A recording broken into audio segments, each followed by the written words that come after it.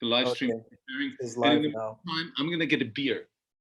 Let's see if I think if we just go to Chris's channel, would that work? Or it doesn't work like that? Let's see. Good question, sir.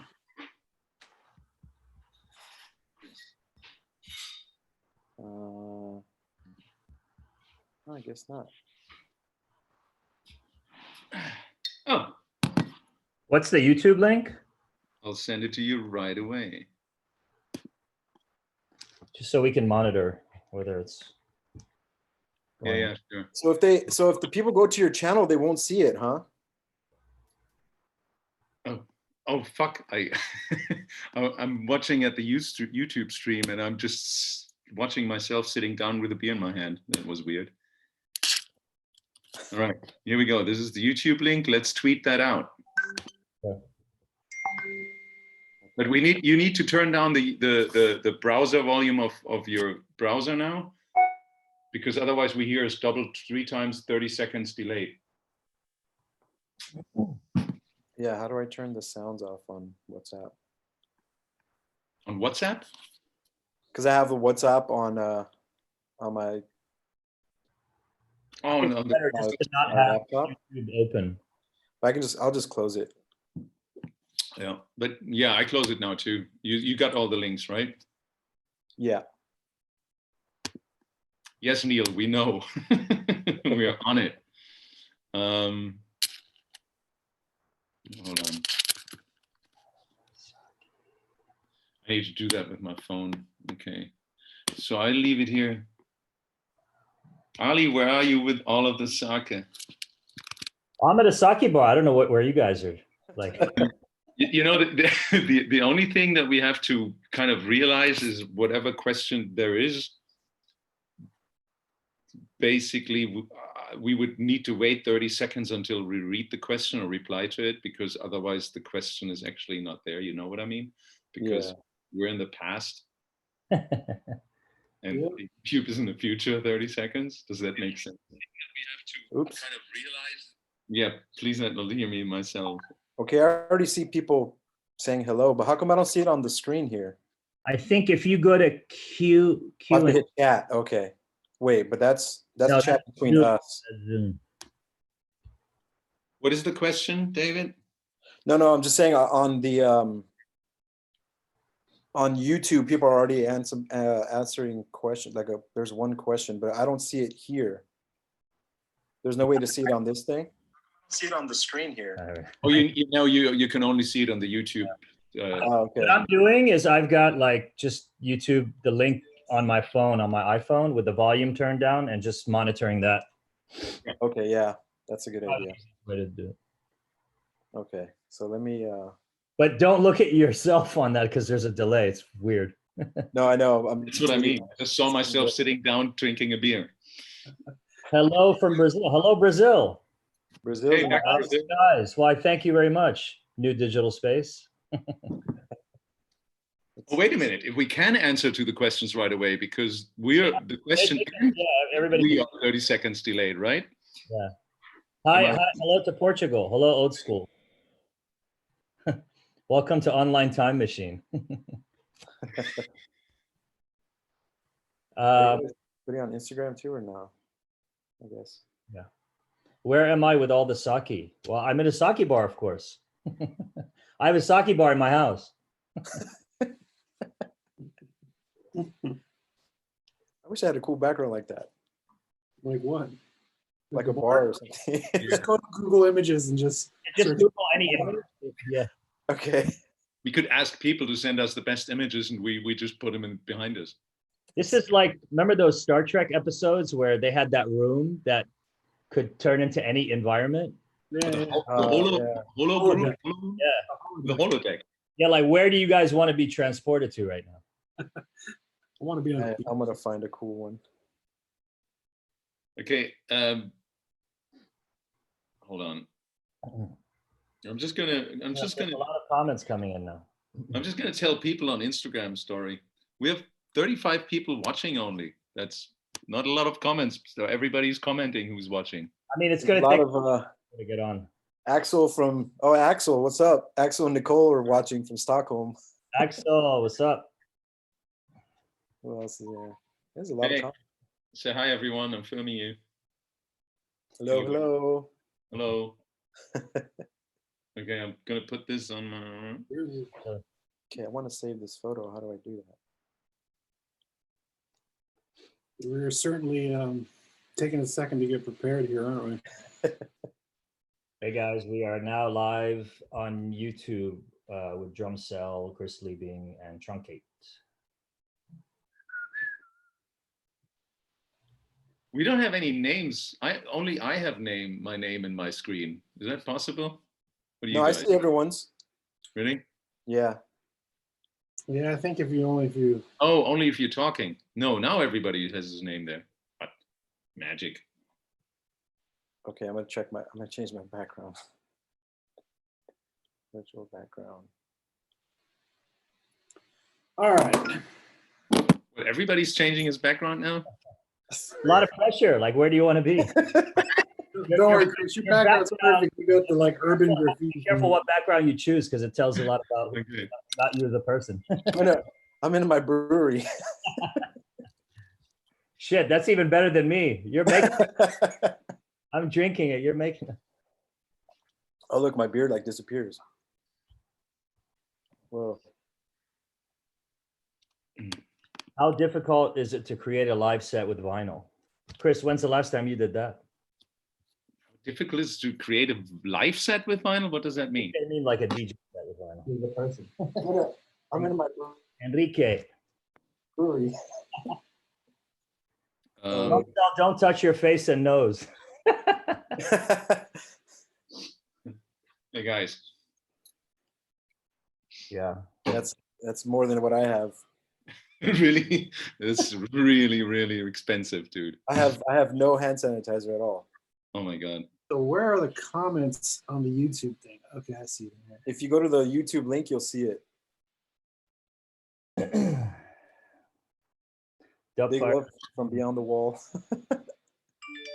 LA also in the house. Toronto, what's up? I can touch my face and my nose if I want. I've been in quarantine for 2 weeks.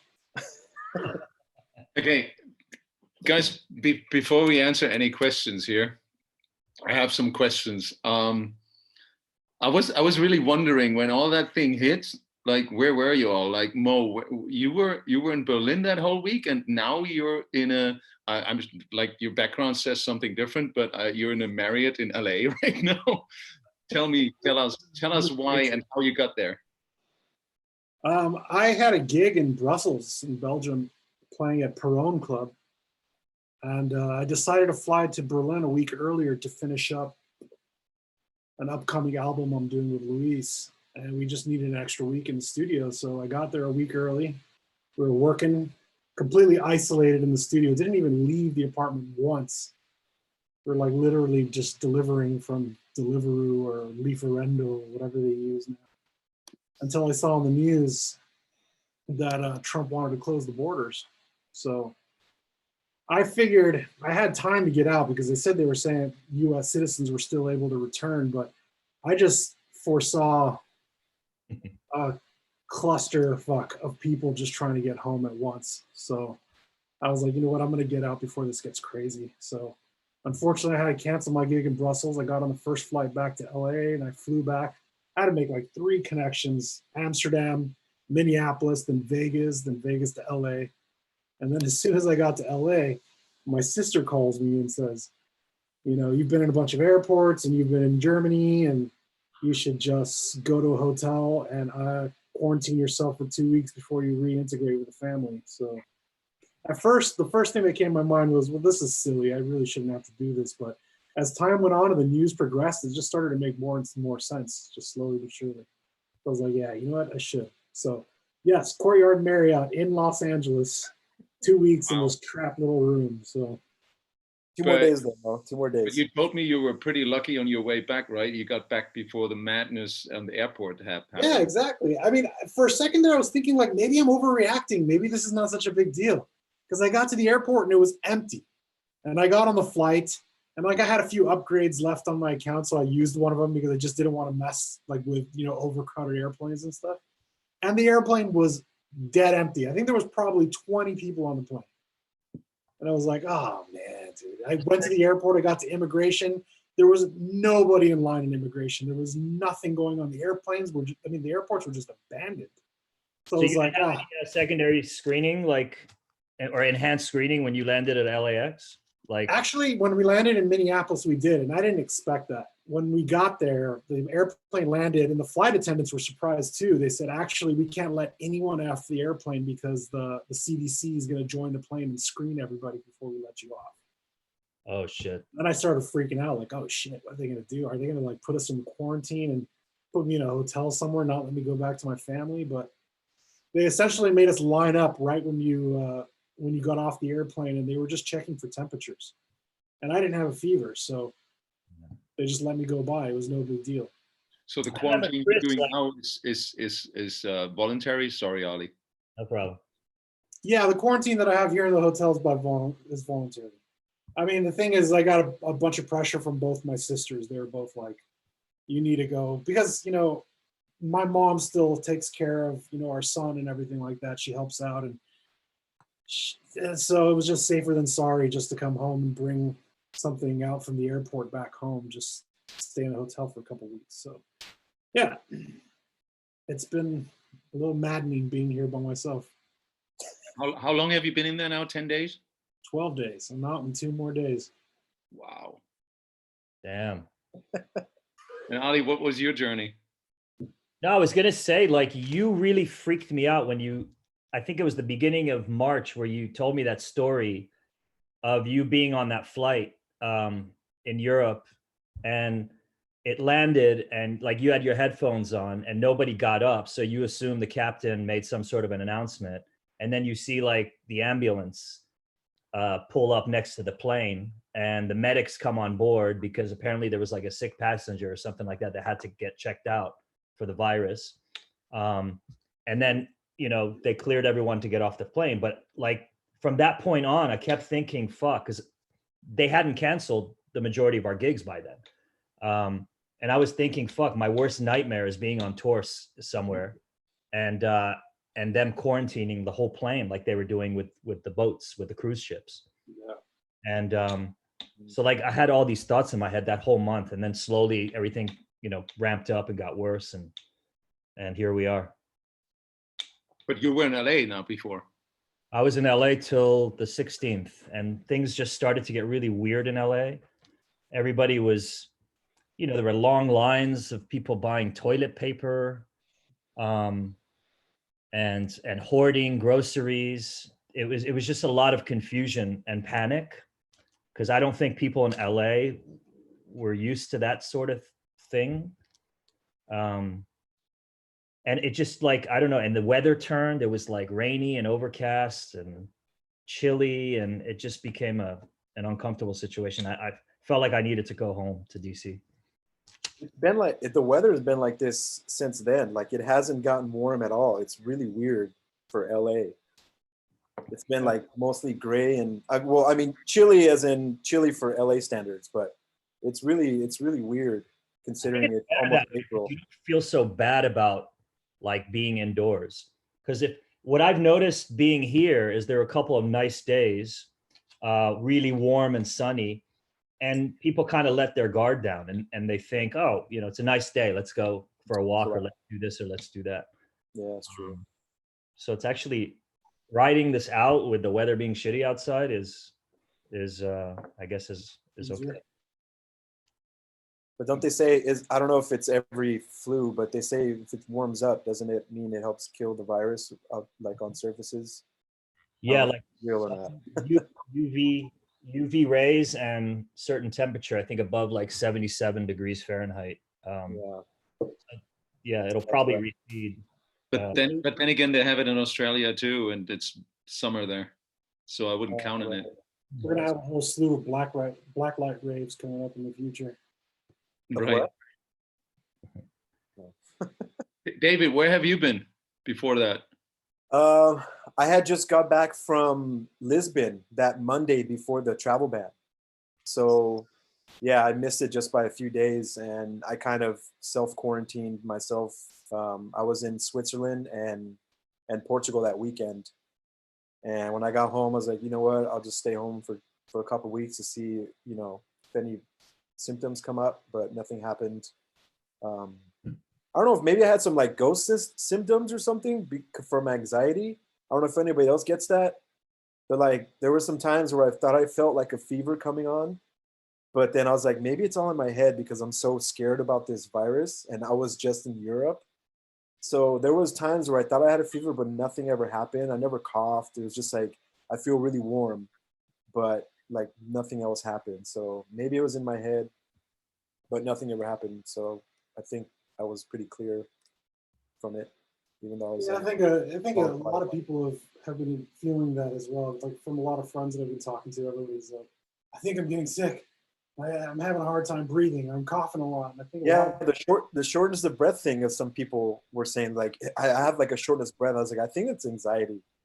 I think it's more in your head. I mean, started. I'm not saying that's not a reason to not quarantine. Everybody having a drink now? What's going on here? What are we drinking? Mine is see-through on the camera. It's see-through, great. Hugo. To everyone joining us, we almost have 100 people joining us, which is amazing because we're just basically do this spontaneously and sending messages on here. We read out your messages, but I think we're going to answer your messages in a little bit because the four of us have quite a bit of talk to talk about and to drink. So what are we drinking? I have a IPA from a local brewery called Monkish here in LA. Oh, That's like I love IPAs. Cheers, dude. Yeah, Ali, what do you have? Cheers, everyone. I got a special edition. You can't see. Well, yeah, there you go. It's like black on black, so it's a perfect techno sake. Oh, nice. And Mo? Mo's just drinking water. Mo's the adult in the room, but Mo, I think you have to be closer at the computer or something because I can't hear you. Can you hear me better now? Back here, yeah. I'm having a Gruner Vollbier Hell, which is a beer from Bavaria, a kind of a lager. It's really tasty. I had quite a few when I did my live set on Saturday, my live streaming on Saturday for 6 hours. Yeah. It was great basically to fall off my chair and just crawl into my own bed after my set. Beautiful. How many did you drink in total? Do you remember? It's really not that much because next day I saw all the bottles in the kitchen on the floor. It was only like 6 of the half-liter bottles. That's a lot. That's 3 liters of beer. That's nothing in 6 hours, is it? Oh, well, yeah, I guess. Ask some Bavarians. They will laugh at me. Yeah, that's Bavarians, true. Anyone? How many bottles is that? How many bottles? 6 bottles. Each one is half a liter. I'm actually halfway through my first one right now. That sounds, I don't know, to me it sounds like a lot, but I guess in 6 hours it's not so bad. Yeah, I think it's 1.5 gallons. in your US talk. Yeah, that's a lot. Hey, Christian Fischer, long time no see. Yeah, I see you too. Guys, not all the backgrounds here of these 3 other guys is real. You know, David is not really sitting in a brewery. I'm the only guy who's showing my true home right now. I'll switch it back to my normal one in a bit. I think this is kind of funny though. It's pretty funny. I'm in the Matrix. Always in the Matrix as always. Yeah. Someone says I want to get drunk now. Thanks, guys. I think we're instigating. All right, yeah, join in. Why not? Yeah. Don't we do that every time we play? Yeah. Instigating people to drink and stuff. You guys all drink when you're playing? I actually changed my habits. The thing was that I used to drink a lot of beer. Like I always wanted to have a beer and a water. But if you have a beer and a water standing next to you when you're playing, you never grab the water. You just like never grab it. It's like always standing there. Yeah, great. And you just keep drinking beers and you just don't notice how much beer you drink. And I like beer as a drink, which I really enjoy. So I started to think like, nah, you know, this is like wasted amount of beers that I drink.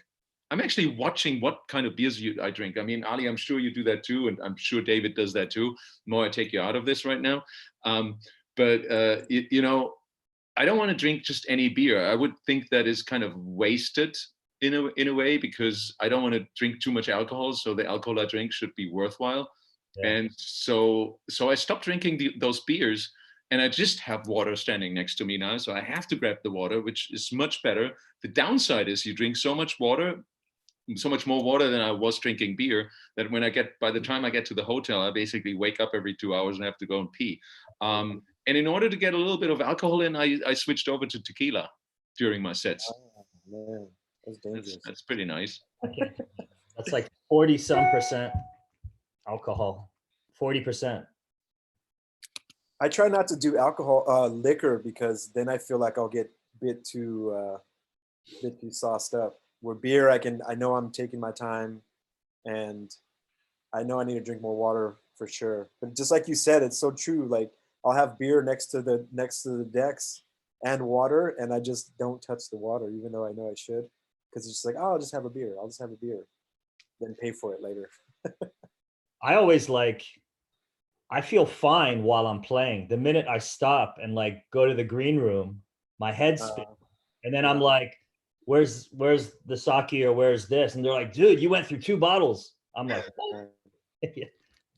How much percentage does sake have actually around, like between? I think it's like wine, right? 16%. Yeah. Roughly. 16? Yeah, like beer is what, 6%? Wine is like 12%. Sake 16, and then you got like vodka and tequila, mezcal, which is like 40 plus. Yeah. So Mo, what are you drinking when you're DJing? I don't drink alcohol at all. Sorry, I feel like I miss out on so much alcohol culture. It's not that I have anything particular against alcohol. I'm not a recovering alcoholic or anything like that. I just have never really particularly liked the taste of alcohol.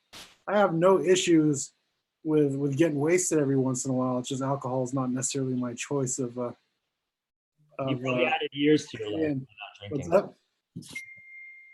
Hold on, we got messages coming in. Maybe. I guess I'll plead the fifth on my narcotics intake while I'm just seeing your post, Mo. Nice post. It's like Chris's face. Ricardo. When did you create that post? I don't know, like 15 minutes ago, 20 minutes ago. I think I took the picture earlier when we were testing this. All right, let's answer some questions here. Hello, people. We want to answer your questions a little bit to you. So first time. Now everybody's talking about beers. Maybe we should ask them. Like, ask us a good question, and we'll try to answer it to you. Like, what did you ever wanted to know of any one of us right now? What was the question? Can you repeat that? That was my question to the people. Like, now is your chance. I'm just reading your questions right now. Just type it in this moment. Mexico, what's up, Mexico? My people. Were you born in the States, David? Or yeah, but both parents are from Mexico. Where in Mexico? My mom from Jalisco and my dad from Zacatecas. Oh, nice. Zacatecas. Right, here we go. Ali, can you tell us a bit more about Evolve? I'm curious of that too, because I've heard a lot of your amazing new music, which is all kind of like labeled as Evolve, and I wanted to know what is the story behind that? The story is like, I had a live show. It was the first live show I ever did, which cost me a lot of money to put together and a lot of time, and I learned a lot of expensive, valuable lessons as to how to do it, you know, what things to do and what things not to do. And that show had a certain concept, a certain sound, and a certain look. So I figured I want to keep doing these shows, kind of these audiovisual shows that are different than like the typical DJ sets. And I wanted to give it a name and a new concept. And this time I want to have, you know, music out that reflects the show. So I was working on it. I did a bunch of test shows, and I realized I I was still not happy with the music, and I kept going back to it and changing it and tweaking it. Now I've got like 8 songs that I was literally about to put into the schedule, and then this whole virus thing kind of happened. So I've been having a lot of, and I'm sure you guys as well, the ones that have labels. I've been having. Whose ping was this just now? I'm deaf now. It's loud. That was loud, yeah. So yeah, I've been having a lot of conversations with my label manager as to what to do with the label, whether to keep it going. Obviously, online engagement is like really, really high right now. So, and I want to keep it going for the artists mainly, but also I feel like it's important to keep something like that going. Who's beeping here all the time? That wasn't me. That one wasn't me. That was just me. Sorry. Down. All right. Next If I question. close messages, would it stop that? If I quit? There's so many notifications, like. Yeah. I don't know. What software is it that produces That that? was iMessage. Hey guys, everyone who's listening or watching us right now, we're doing this for the very first time. We've just like, actually David came up with that idea that he was doing like this beer talk with just playing random records last week. And then I thought, hey, let's do this online together. Maybe some people are interested in seeing us talking pointless things and drinking just beers and water, and answering some questions. But there's more questions coming in. There's 2 ones which I wanted to address here. Yeah, like, have you ever used a ghost producer? Can I start? Yeah, go for it. Let's start. We go the round. Well, the way I started producing was I was always a DJ, kind of before I let's say, yeah, way before I started producing music. And around 93, 94, around that time, that is a long fucking time ago, is it? I felt like I want to create some music that I can play myself, because I was kind of tired of playing just other people's music, and it was kind of the start of like more techno stuff going on and electronic music going on. And I had a really good friend living close by who had a couple of synths and a mixer and stuff connected, and was already doing some stuff, and had a release on Overdrive. You remember Andy Dux's Overdrive label? We had a really big, basically a big happening producing DJing scene here in and around Frankfurt at that time, you know, with Thomas P. Heckmann, Delirium Records, Boy Records. It was really a big scene we had back then, not only with the clubs, of course, but also with the producers. So I started producing with this guy together. His name was or is Andre Walter, Andrew Wooden, and we basically made the music together all the time. In the beginning, the whole Stigmata series is basically Andre and myself together. And I've never really considered him as my ghost producer, as we were always doing a project kind of together. And when I did stuff on my own, I labeled it on my own as well. And then 2004, I moved to Frankfurt way earlier in 96. But in 2004, I had the chance to kind of get a really nice, neat little studio room here. And from that moment on, I started to do my own things. And especially, it was a kind of a really nice studio conglomerate, like, what do you say, people getting together, like 4 or 5 studios was there. And so there was a really good exchange. You could learn a lot. And that's where I basically got started with the whole CLR Records thing. And I have always very much relied on people helping me produce stuff. Also in that case, but I was always really eager to do things on my own too, until about 2014, 15, because I'm not a musician. I've never learned a fucking instrument. I've never learned anything.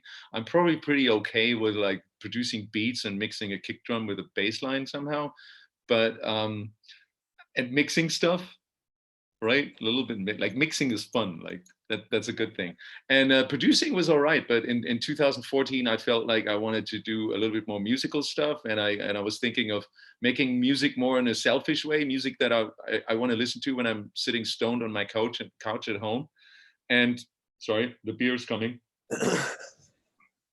And then I asked Ralf Hildenbeutel, who's one of the original IQ producers. You probably know him, right? Ali, you know him, right? Ralf Hildenbeutel, he used to produce like the first albums of Sven Väth and stuff like this. And I asked him, is like, dude, you're just such a fantastic musician, and could we just make music together? And so the whole Burn Slow stuff that I've did, the album on Mute, was basically together with him. But otherwise, I'm trying to do my stuff alone. What about you guys? Well, how did you start? And have you ever used a ghost producer? That was the question. And by the way, before you answer, let me say we cannot answer all the questions, but I keep the really good ones here like open so I don't forget about them. And by the way, no, I'm not married. You go. Oh, I've never used the ghost get her producer number. myself. I've never had the means to. I've just kind of always learned how to do everything on my own. But I was going to mention from what you said earlier, the first time I ever really worked with somebody else in terms of my own personal music was with you, Chris, when I did my Sleep Complex album. You actually helped me mix the whole album down. That was so much fun. Guys, you have to check out Drumcell's Sleep Complex album. It's on Spotify, it's on Beatport. It was released on CLR in 2011? I can't even remember the old album now, but in the old world, basically, we released it, and it's just such a fantastic album. Since still today, it's just so mind blowing. And I had the honor to mix it a little bit. Yeah, I mean, like I remember when I brought the sessions in, there was just so many issues with the low end, like the kick drums and the bass line was just not hitting the way I wanted it to. But I remembered instantly you were able to see my vision with it, and then you started mixing it down, and I was thoroughly impressed by how well you were able to like mix the album down and really get the sound that I was looking for out of it. So I'm blushing here. Thank you for that. Thanks you, Mo. That's nice to hear. Yeah, but coming back to the ghost producer, you've never, so none of you have ever used a ghost producer. No, I just work with different engineers. I've never used the. Yeah. No. How does it even work? I still up to date. I don't really understand how that even works. It's like there's producers sitting somewhere and they're making amazing tracks, which they just give away. Why don't they release them themselves and have a career? But like, I don't get it. I just still don't get it. I think it's the artists probably pay them a pretty fat stack to produce these tracks for them. And has one of you ever been used as a ghost producer? Let's say put it the other way around. Me, no, I haven't. But I'm just saying, I'm pretty sure that's how it works, because then why even they don't even have to put their name on it. They can produce for several producers, and then just the producer sticks their name on it. I mean, the artist sticks their name on it, and then they're just like, hey, I don't even have to play any gigs or be in the public. And you still get a lot of money for it. That makes sense. Yeah. I think they do it until the person that they're making all that music for totally blows up, and then they figure they want to get in on the action too and start DJing because they're the ones making the music, and then they go from being behind the scenes to, you know, to be in the front out and doing the DJing thing in addition to all that. All right, next question. Truncate and Drumcell, coming from the LA scene. Have you seen it grow, revive, change for the better or worse? Let's handle these questions all up to 3 weeks ago, because that's another question is like, is the scene getting watered down? There is no scene right now. We're all at home. But I'm really curious about the LA thing too. And following up to that, we have a question which is also really fine. Like, how did we all meet up at one point? That's a good next one. So first, you guys with the LA scene. Well, this is a loaded question, isn't it, David? Yeah, I'll go first, because I know Mo can get more in depth about the LA scene, but I wouldn't say it's watered down in LA. It's probably, as far as I remember, with techno, where the techno scene is involved, it's probably the busiest than it's ever been. As far as like the number of parties and how many headliners come through LA now. Well, you know, before everything happened, but definitely the way I see it, it's like it's great for like the new people in getting into the music and into the scene. They have so many parties to choose from, but it does lose its special feeling to it. Like before, like let's say 10 years ago, like when you were first coming to LA, like Chris, I mean, and a party like that was such a huge deal because Which party do you mean? like when you, if you Like came early to parties or the something. interface in like what 2009 was it? Yeah. Well, 2007, but that's a whole different story we should keep for later because that's the most funny story how I basically met Mo. But keep going back to that. But I'm just saying that like back then when an artist came through town, it was like once every month or two. So it was like a really big deal where now you're kind of like people are spoiled and they kind of can pick and choose where they want to go. It wasn't just like the one party to go to that weekend. So there's that, but there's also just so much more amazing artists as well now, and then a lot of new people coming up. So I think it's a little bit of both. I don't know. What do you think, Mo? I think this is a loaded question that could take for a long time, and I'm not sure how much it really applies to everyone's interests. But I will say this for people who are not in the U.S. and not people in LA, the U.S. doesn't have the techno infrastructure that Europe does, being that we can't really facilitate a world where there's a club like Berghain, for instance, that can happen every single weekend and have headliners every single weekend. It just doesn't exist on that level. Obviously now with the festivals that are going on and there is a lot more techno being incorporated in festivals than it ever was before, the market's changing quite a bit. But I can speak only for LA and not for the rest of the US in saying that people in Los Angeles tend to take things for granted very easily. And when something is available all the time, they just tend to lose interest. And I think when we started doing techno parties in LA in the early days, we knew that very, very well, just from experience.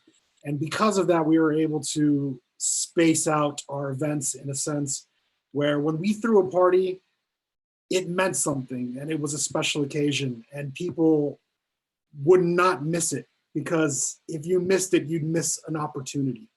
And I think that was a time and a period where the energy on the dance floor and things that were going on were absolutely electric. I mean, shit was off the hook and parties were insane.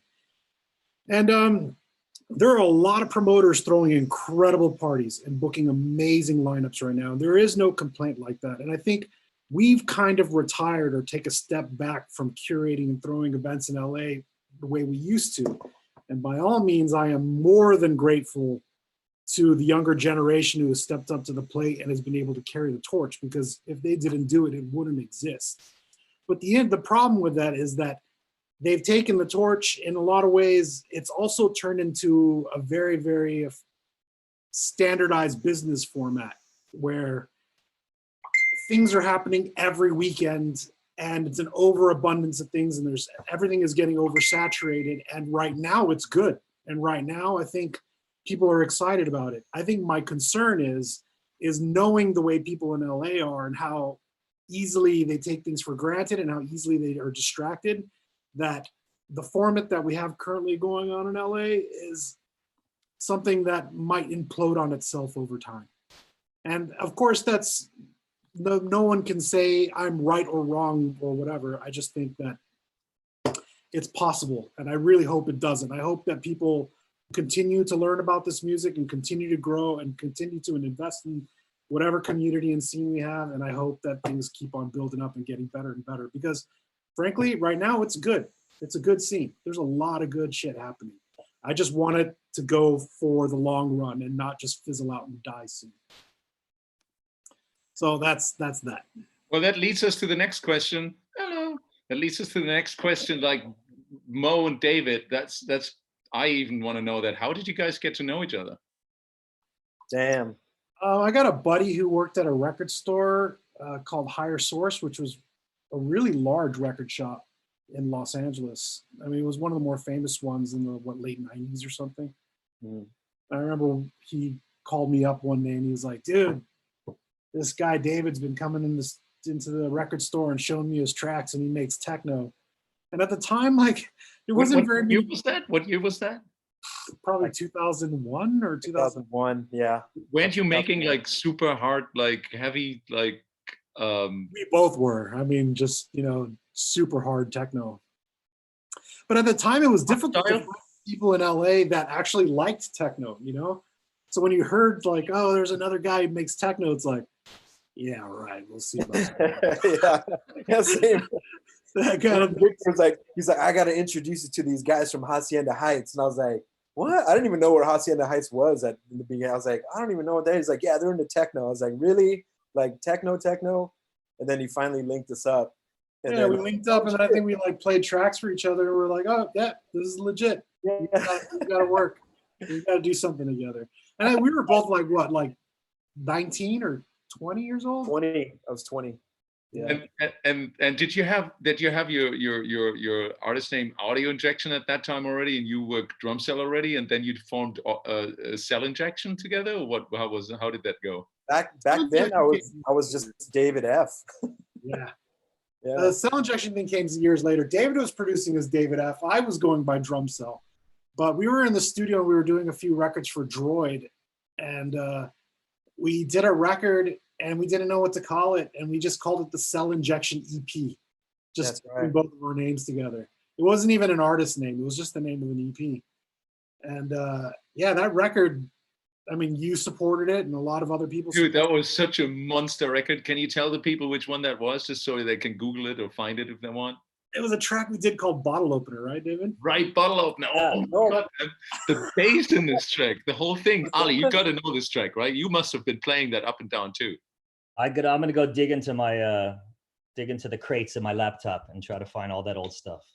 I mean, you know, it was funny because the Droid label, like we were getting a lot of local support, but it wasn't until we put that record out, and then we opened up Beatport one day, we were like #2 in the techno charts on Beatport, and we're like, what the fuck? It made no sense. And then like really the gigs from Europe started just kind of like roll in, and people just started to request to book us as Cell Injection, which was interesting. And we were like, oh, okay. Yeah, because for a while, well, for a good while, we were just doing Drumcell and Audio Injection, just like Drumcell and Audio Injection, Drumcell. And then eventually we figured out to shorten it as Cell Injection. We're like, oh, that kind of so works. much sense, doesn't it? Yeah. You guys had like a very European sound. I had no idea. I was really surprised that. When did you hear about the guys for the first time? By the way, I need to get my second beer. I just need to quickly go to my bar. I'm close to the. I think I'll be right back. 2000. So far away. Chris, is that your studio? Now we can see the gear. Now that you're not covering it. He's like writing on the wall in his room, just tagging on his walls. Apparently, alone together. Interesting. I'm trying to make out the gear. I see a 909 with a bunch of signatures on it. Who signed your 909, Chris? Huh? Who signed your 909? I signed a 909. Hold on. Did you work on the album in that studio? This is not my studio. Okay, let me quickly tell you about this thing where I'm at here right now. This is my house. Just before this whole virus thing happened, I got the apartment just below me, and I'm building a studio in there because I don't have a studio right now. So everything is in storage. Just by the way, I was asking where my nice outboard equipment is. It's all in storage. So is my speakers and everything else. Just like the most important stuff that I didn't want to leave in storage is here. And so I'm basically in my, that's why I put like these things back there, because I was about to completely renovate this whole place. And then I got locked in here. It was still full of boxes. Shall I show you? Oh, wow. It's a mess. I tell you, it's a mess. And I just, before I did my live stream on Saturday, I thought I'll have to decorate a little. So I had my spray paint and I just did that stuff. Anyways, my 909 is signed by, let me see, DJ Rush, Steve Rahmat, Richie Harton, DJ, Joe Mull, Carl Cox, Speedy J, Ben Sims, The Advent up here, Josh Wink. Oh, nice. Right there. And Adam Bayer. Oh, wow. So that's like getting give your, that to charity. That's like a baseball card signed by the 1920 Yankees. Right. So That's going to be This worth is- a lot of money. this is probably the last thing I'm going to sell when I have no DJ gigs anymore. My lamp just fell over. Pretty soon. Oops. Hold on. Be right back. Anyways, yeah, that's my thing. So, Ali, when did you get to know these guys? I feel like I met Mo. I think I met David fairly recently. I don't actually. I was thinking about it. I don't know if we've ever met in person. Yeah, I was trying to figure In that person, out. I don't And think I feel so. like I met Mo. Did I meet you? I feel like we knew each other a long Yeah, time. I think we met briefly when I was working at Native Instruments. I was That's a right. props- Yeah. That's right. That was like what, a decade ago or something? Yeah, and when Tractor had first come out, I was doing a lot of work with a lot of different DJs, just trying to do, That's right. training. Ali, back then, it was like, I remember when I met you, when you contacted me first. I mean, now we all know each other a little bit better, but back then I was like, whoa, what? Dubfire wants to know something from me? What's going on? What does he want? What? And then you just you just wanted to you tell me that one record that I released you really liked or stuff. I think we talked about that record. You wanted to release it on your own label or something like that. I think I was doing a mix CD and I wanted to get it licensed, but I also used that as an excuse to like reach out to you. I mean, I have like no ego. Like if I am really into a producer, I'll just reach out. I've noticed that. I was just like, boy, this guy is so nice. You know, why? He's so nice. This guy. What's going on? Yeah, but yeah, I don't remember what year that was, but I think the catalyst was trying to clear a song or something, and then that turned into like. It was sort of around the same time I met Mo. Maybe, yeah. 2007, 2008. What's the story with the funny story of you guys meeting? Well, Mo, shall I tell you? Shall I tell from my perspective? Yeah, And then you tell the rest. I don't know. Anybody still listening? Do you want to know this story? All right. So Mo booked me to an interface party first time in 2007. I remember it was 2007. But David, I've been actually playing in LA. Yes. No, yeah. Was that the party with Kid 606? Yes. Yeah, it was. But Chris used to play the On-E parties back in the days. I played the what was it? Well, one. Remember it said one, but I think technically it was On-E. Oh, wait a minute. It was actually On-E. But they used to just spell it one, but it was supposed to say On-E. Yeah, I remember those. This is the first time I actually realized that. What? On-E? Oh, I had no idea. Now I know why. Okay. Anyways, yeah, I played for the one parties already like in '99 for the first time. Yeah. And they did this huge rave parties in the desert. And they just loved techno, so they regularly booked me and Thomas Chrome. You remember Thomas Chrome, Drumcode? Yeah, of course. And Thomas was the most funny guy, so we always used to hang out for a week in LA, and it just hung out there and played these like super tiny stages with these big, and it, for me coming from Europe, it was just a whole different planet. It was just like, what is going on here? Everybody having all these like light sticks and fluffy things and pacifiers. Pacifiers. I was like, wow, this is crazy. But then 2007 came around, and I got booked to, that was the Kid 606, right? Yeah, I think that was one. Yeah. And so, so I came over, and I remember, Mo, I wanted to stay near the ocean, right? That was kind of my requirement, was it? I wanted to stay in Venice Beach. Yeah, or in Santa Monica or somewhere, and we didn't know each other, and you probably thought, what an asshole. It's like, this guy from Europe thinks he's a big ass DJ and wants to stay in a fucking like hotel in Santa Monica and doesn't know that our party is somewhere in downtown, which is like a 45-minute drive at night, you know.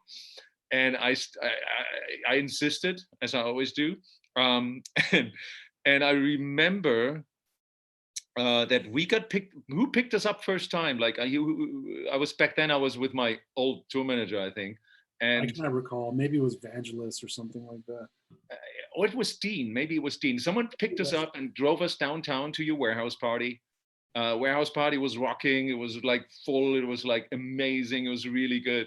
And Who was playing? Some, I don't know, maybe Vangelis and Vidal were playing, and you were standing there, and we were like awkwardly shaking hands. Hi, I'm Chris. Hi, I'm Mo, and I'm like, really nice to meet you. You did the Cell in Section tracks together with David. Oh, great. Yeah. And then it was my time to set up my stuff. Yeah. And in that moment, I realized, because I had to travel over because I had no work visa. Don't tell anyone. That was 2007. I think it's years ago. Since then, I have work visa. So I had to come to the States without a case. Yeah. So I wouldn't look like I'm a DJ. So I only had bags. So when I left the hotel, I took only one of my bags because I thought that's the bag I need, but I picked the wrong bag. I realized when I wanted to set up that all my equipment is still in the hotel. And so I looked at Mo, dude, damn it, I forgot the bag in the hotel. And he's like, go on in 10 or 15 minutes too. It was just and he was like, oh no, it's like a 45-minute drive. And I'm like, I'm so sorry.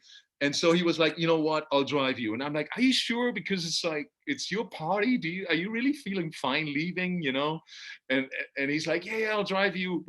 You were so nice. We have some time to talk then.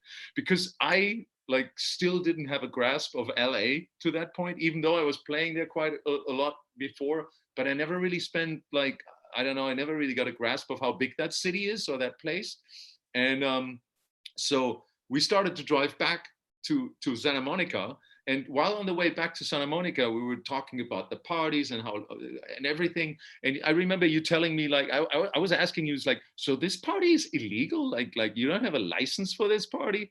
And he's like, no, we never do. We never have any license. And I'm like, wow, okay. So do you ever get in trouble? Oh no, it's easy. Like that's we never get in trouble. It's all fine. We never got in any trouble.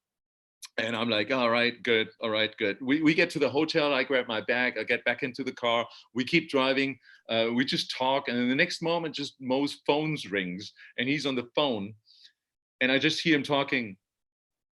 No, wait. Before that, I asked, actually, when you said it's an illegal party, I asked you, like, and you never got busted? And he's like, nah, we never get busted. It never happens. It's all cool. So he picks up the phone, and I just basically sit on the driver's seat, feeling already like incredibly stupid to have left my equipment behind in the hotel, which is like 45 minutes away. Still in the same city, but for me as a German, still getting the grasp of it, because if I want to go to the other side of Frankfurt, it takes me literally 5 minutes. So he picks up the phone and he's like, what? They're there now? What do they say? Really? Okay. I'm on my way. I need another 30 minutes, man, but I'm on my way. And he's hanging up. In that moment, I realized what's going on. And he's looking at me. The fire department is there and they just stopped the party. And I'm sitting with the main promoter in a fucking car because I forgot my equipment, where his party is getting busted by the fire department. And we're still 30 minutes away from this party. Okay, I make this story a little quicker and shorter because Mo can tell his side of things. So we race back to the party. There's a huge fire truck outside. Everybody's standing outside. It's like silent inside. I feel incredibly stupid. But it wasn't about me. It was the whole party. And I was like, oh, I just wanted to play now. And I was and it was just like, oh my God. So basically the party got completely canceled in this location. And then Mo looked at me. It's like, we have a plan B. I'm like, what? Yeah. And it went making some calls. And I remember it was kind of the beginning of Twitter. Is that possible? It was like the early days of Twitter. Kind of, yeah, a little bit. And basically you send out a tweet around, we have a new location. Hold on, in the same moment you were telling me that, there was a truck, I was so fucking impressed. There was a truck basically coming up to the rear end of the warehouse. Everybody was just lifting out the whole sound system, putting it in the back of the truck and taking off. In the same time, everybody was on its phone and like tweeting or messaging to people, like we're changing locations.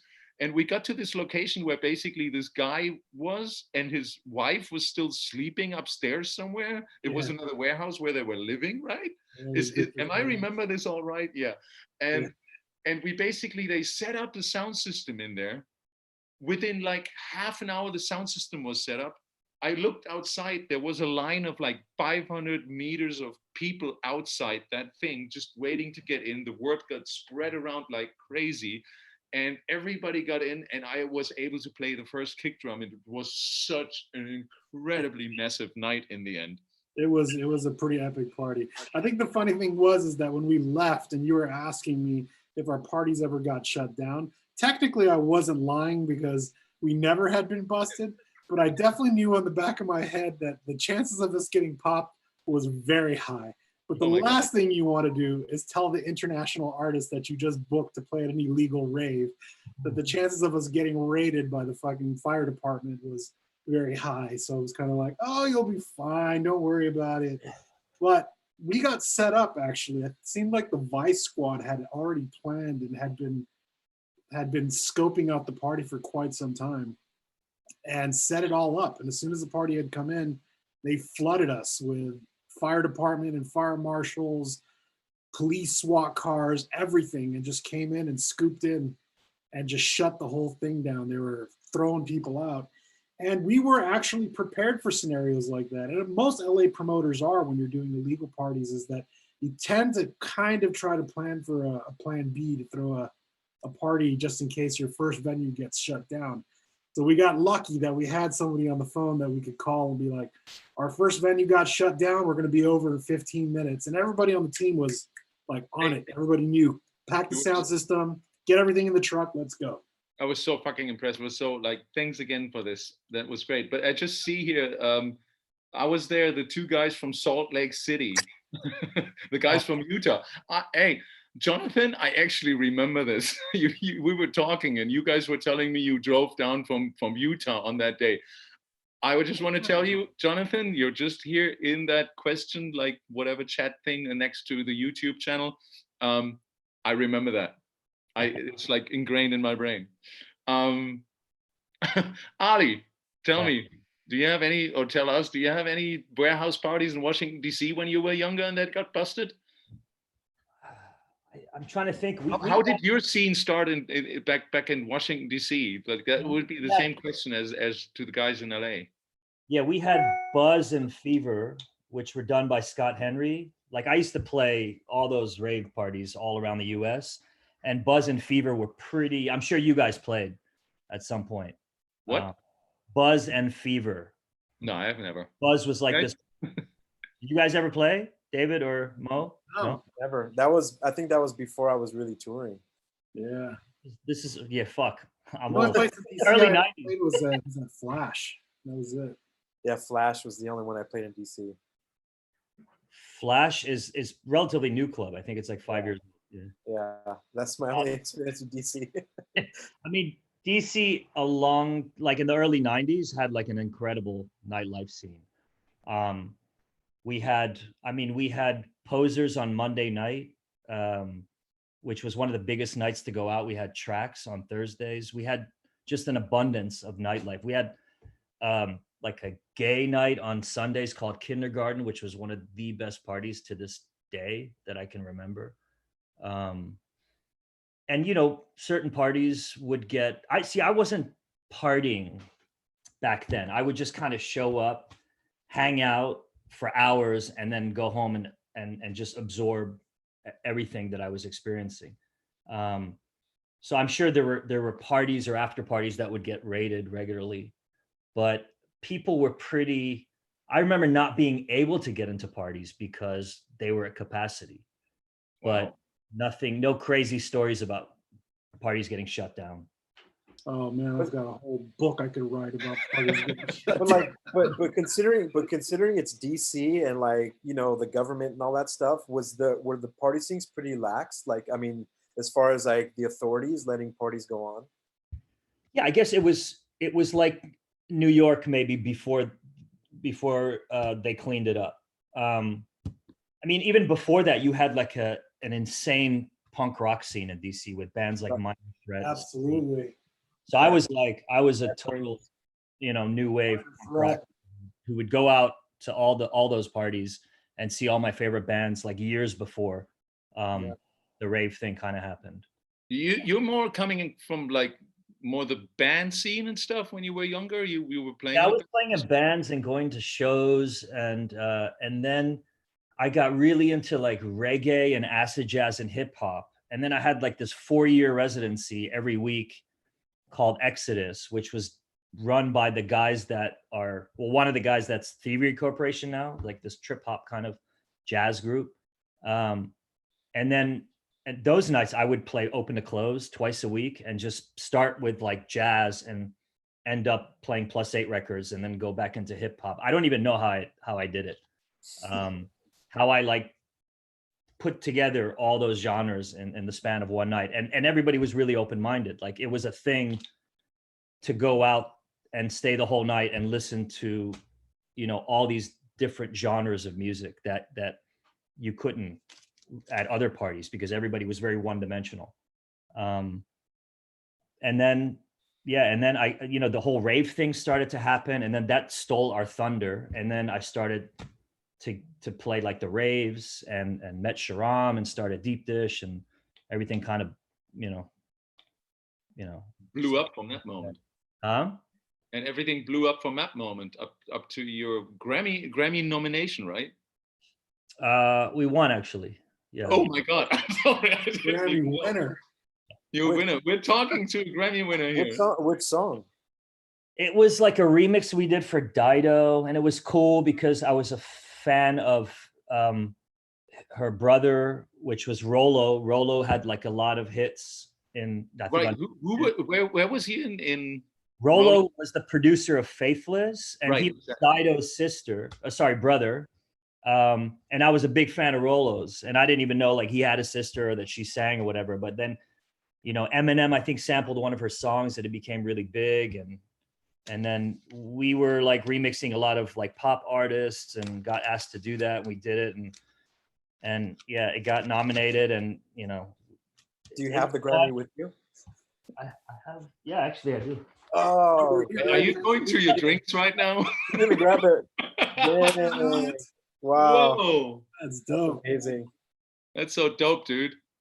Damn. You know, it's like, I guess it's like a bucket list kind of thing. I mean, do I give a shit? No. Did I give a shit back then? Not really, but it was great to take your mom to the ceremony, you know, like, and I took a few other family members. So for them, it was a really big deal. And so I kind of acted like I was happy. And it was interesting. Why wouldn't you be happy? I don't know, you know, like, Did you think it puts you in like the more commercial area and you're not really respected in the underground anymore or something like this? I mean, I didn't think what we had done. And then later I found out how flawed the whole system is. So that made it worse for me. But I guess I feel like we'd done better work that weren't recognized for. And why are we being recognized for this? But you know, it was a cool experience. I remember they announced Coldplay as like best, I can't remember, best British album or best foreign album. I don't remember the category, but Coldplay won for their first album. And then like when you come off stage, it wasn't televised, our portion. You go into the back and then you do like 30 minutes of press, and it's just like a maze of press. And Coldplay were right behind us. And we were just kind of hanging and doing the press together.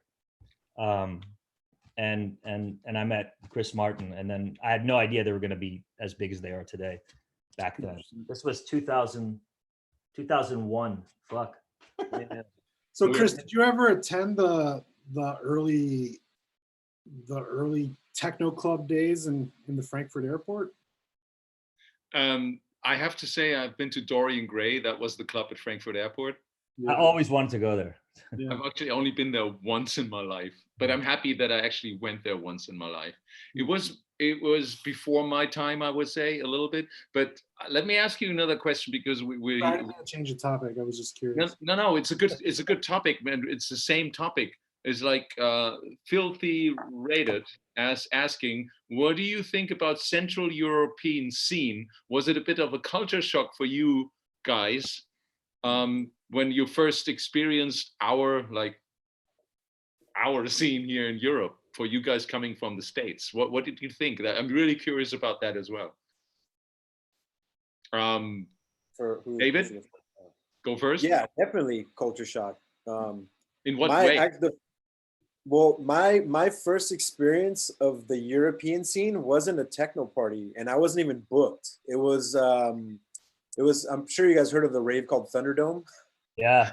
The big hardcore parties. Totally. So my first trip to Europe was to go to Thunderdome this was in 2004. So that was my first time in Europe. Did you already at that time produce that kind of music then? The more like heavy, almost I was making it, but I wasn't releasing anything at that time.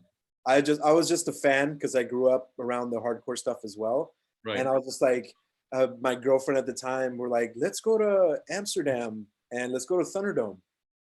And that was my first experience with the European scene. I've never been to a party that long where we literally got there I think it started like at 10 p.m. and it went till 7. And we were there the whole time. Like that's something I never really grew up doing when I used to go rave. Even when I was younger, I was never the person to stay for, 15 or 20 hours. But the production and the professionalism of the European scene like totally blew my mind. Because like going to raves in the States, not that it wasn't professional, but it wasn't so organized. You know what I mean? And like you see these massive stages with just like crazy lights and lasers and fireworks, and you're just like, what the hell? This is it's like a Kiss concert, but it's all like electronic music. It was just super mind-blowing for me. And that was like huge culture shock for me. For me, it's weird because I started going to raves and electronic music parties at a young age. I think I was maybe like 13 or 14 years old. And this was in what, 95 to 96? Yeah, 96. And I remember when I started DJing and I watched other DJs play, and the records that I would hear people play were so out of this fucking world. I mean, shit that it felt like it was coming from another planet. And inside my own head, I just built up this whole dream that Europe was just this mecca of place where all the most insane electronic music records were coming out of. And I always just longed to get overseas to see what the music scene was like over there. And I didn't get a chance but you're also coming out of like the punk rock kind of more scene with like the band you was playing, sort of like bands playing like Ali did, right? Like exactly. I mean, I was a guitar player before I was DJing, and I played in several punk bands, even had like a small record deal on a small independent record label. And, we played a lot of backyard punk shows and local LA punk shows and stuff like that. But it wasn't until 2006 that, my wife and myself, well, she was my girlfriend at the time, and, a big group of our friends decided, let's pack our bags up and go overseas. And we went over in 2006 was the first time. And we went to Sonar Festival, and we went to Sonar. We were in Barcelona for a week, and we partied in Barcelona for a week. And then a week later, we went to Berlin, and we just went to Berghain, right when it had just opened up into Berghain. I think it was like the Oscar thing before that. And that was certainly an eye-opener in a much significant difference than anything we were experiencing back in the US. And mind you, Berghain then didn't have this global, phenomenon hype that it has now. Yeah, of course. As a matter of fact, we wanted to go to Trésor. And because, we were all thinking about Trésor, and everyone's like, well, there's this new club called Berghain, let's go there. And we're like, yeah, all right, I guess we'll go there. If we can't get into Trésor, fine, we'll go there. And I think it split my mind in half. And I just, it was inspirational. It was a culture shock. It was completely mind-opening. And I think for me, it was everything that I ever dreamed it would be times 10. So, yeah. Ali, I'm really curious of what your first impressions of Europe was when did you come over for the first time to play? And was it as Deep Dish or as Dubfire? Are you still there? Can we still hear you, Ali? Ali? Lose connection with him? Oh, his screen froze. I don't know. Is Ali still with us? It looks like it's froze. Maybe Ali has left the building. Ali, are you still there? Maybe you have to send him another invite to join the chat. Well, let's wait for him. You know who took me to Berghain for the very first time, actually? And I think I was playing at Tresor that night, and Tony Rohr. No shit. Yeah, he was like, hey Chris, there's this club. Like, it was really when they just opened. I think we've lost Ali. Hold on 1 second. We need to try to get him back. Yeah, Ali's gone. Ali. Well, while we're trying that, I'll tell you so Tony Rohr basically, hold on. We'll try to get Ali back. Ali, come back. And I was like, okay, let's go there. And I remember we walked up the door. You guys are still there? Or is We're still here. Mo, you were just standing so still. I thought you were freezing as well. I think we've lost Ali due to the internet connection. And we walked up the door, and the bouncers were standing there. And especially Sven Marquardt with his face tattoos was kind of looking at me, and I felt so intimidated. I was just standing there with Tony Rohr.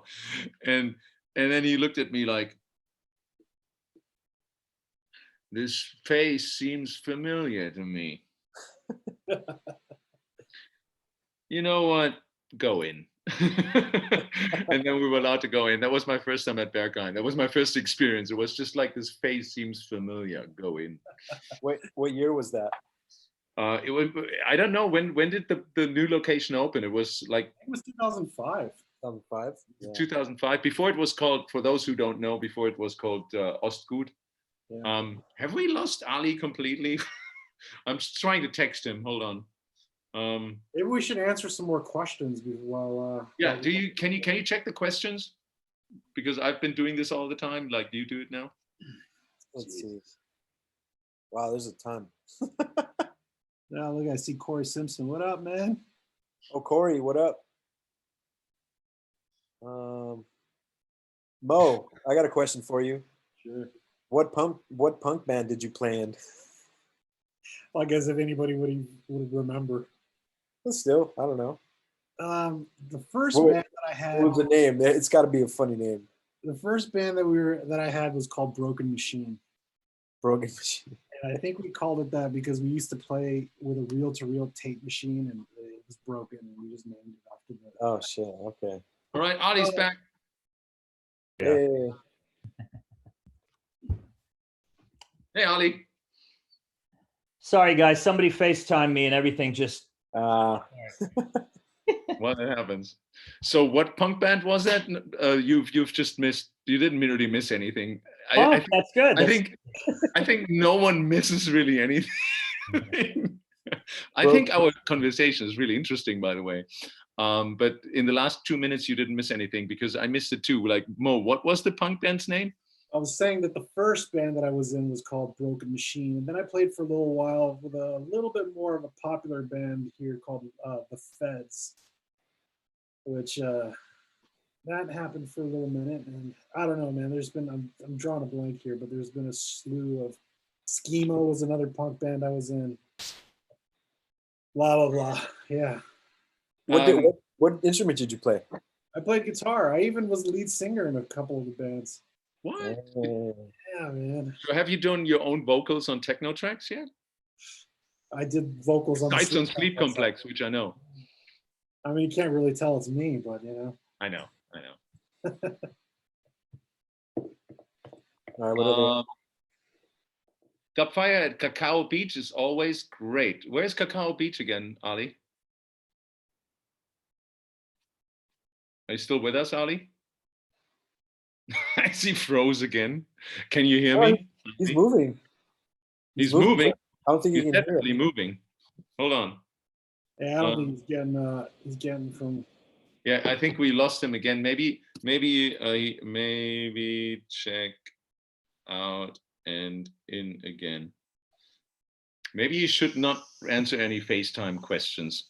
Hold on, I've just what did I do? I just opened some other video here. Someone said, shout out to smoking trees with you at Limelight in New York out of a beer can in the early 2000s. Oh my God. I remember. I even remember this. There's like these little things that you tend to remember somehow. This guy is Antonio. He's a good friend. He lives in Phoenix now. Yeah, that was fun works. times back at Limelight in New York. That was fun times, really. Okay, we're back. Ali doesn't have any audio. Did he? Ali, can you see us, hear us? No. Did he unmute himself? Because like there's that little button where you unmute yourself in the corner. Guys, I'm sorry in case we have like technical difficulties. We're new to this. All right. Anybody finds a good question?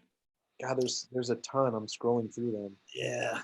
Well, I quickly answer a question because somebody asked me about the Trésor where was this question again? Hold on, I just lost it. Somebody asked me a question about Trésor. I've lost the question. Maybe I'm just. Well, let me ask you, Chris. Let me ask you something. Of course. Do you remember your first gig in LA, and when was that? Or there was for the On E, which I know now is called On E, guys. What year was that? I do believe it must have been 99. It was really early. It was. And it was a desert party? Maybe even 98. Was what? It was a desert party? Yeah, it was a desert party. There was always desert parties. Down south sometimes, I believe, I remember. Okay. But my grasp of LA was like nowhere. And I have to admit, I never really liked LA when I came back then. I didn't understand LA. I was just like, this is a weird city. I don't get it. It's like, when you have to know when you grow up in Germany. We're trying to get Ali back into the into the chat, but he needs to, I think, restart his old stuff. I never really understood LA, but when you grow up in Germany, you grow up obviously with all these like television series like Columbo and the Rockford Files and things like this, you know. So you have this impression of LA, and I still have this till today. Hold on, Ali. Where are you? Oh, there we go. Let's get him back in here. Yeah, so I was kind of like a little disappointed when the first years I came there. I mean, the one guy, Tran. Ali, are you back? There he is. We can hear you again. Woo, Ali's back. I got too many windows open, I think. Okay, can you close some of them and concentrate on our talk here, please? Yeah, I'm listening. And so I never really understood LA, but it was always fun parties. It was good, but I didn't really understand it. Hold on, what? So then when was it when you came to LA and you're like, oh, I love it here, and you wanted to just keep coming back? That was because of this guy. He's in this window now from my end. Mo. What year was that? Oh, absolutely. Like that trip to LA in 2007 where I met Mo, I kind of got it. I understood the city. I understood that downtown is somewhere else than Santa Monica. You explained me a little bit more about the city, and then obviously in the following years coming, because I've played a lot of times for you guys, which was great. Yeah. Thank you again. Like interface parties were just like the bomb. And basically Mo showed me the city. Mo showed me Mo, you're the reason why I love LA today so much. Do you have any plans of moving here?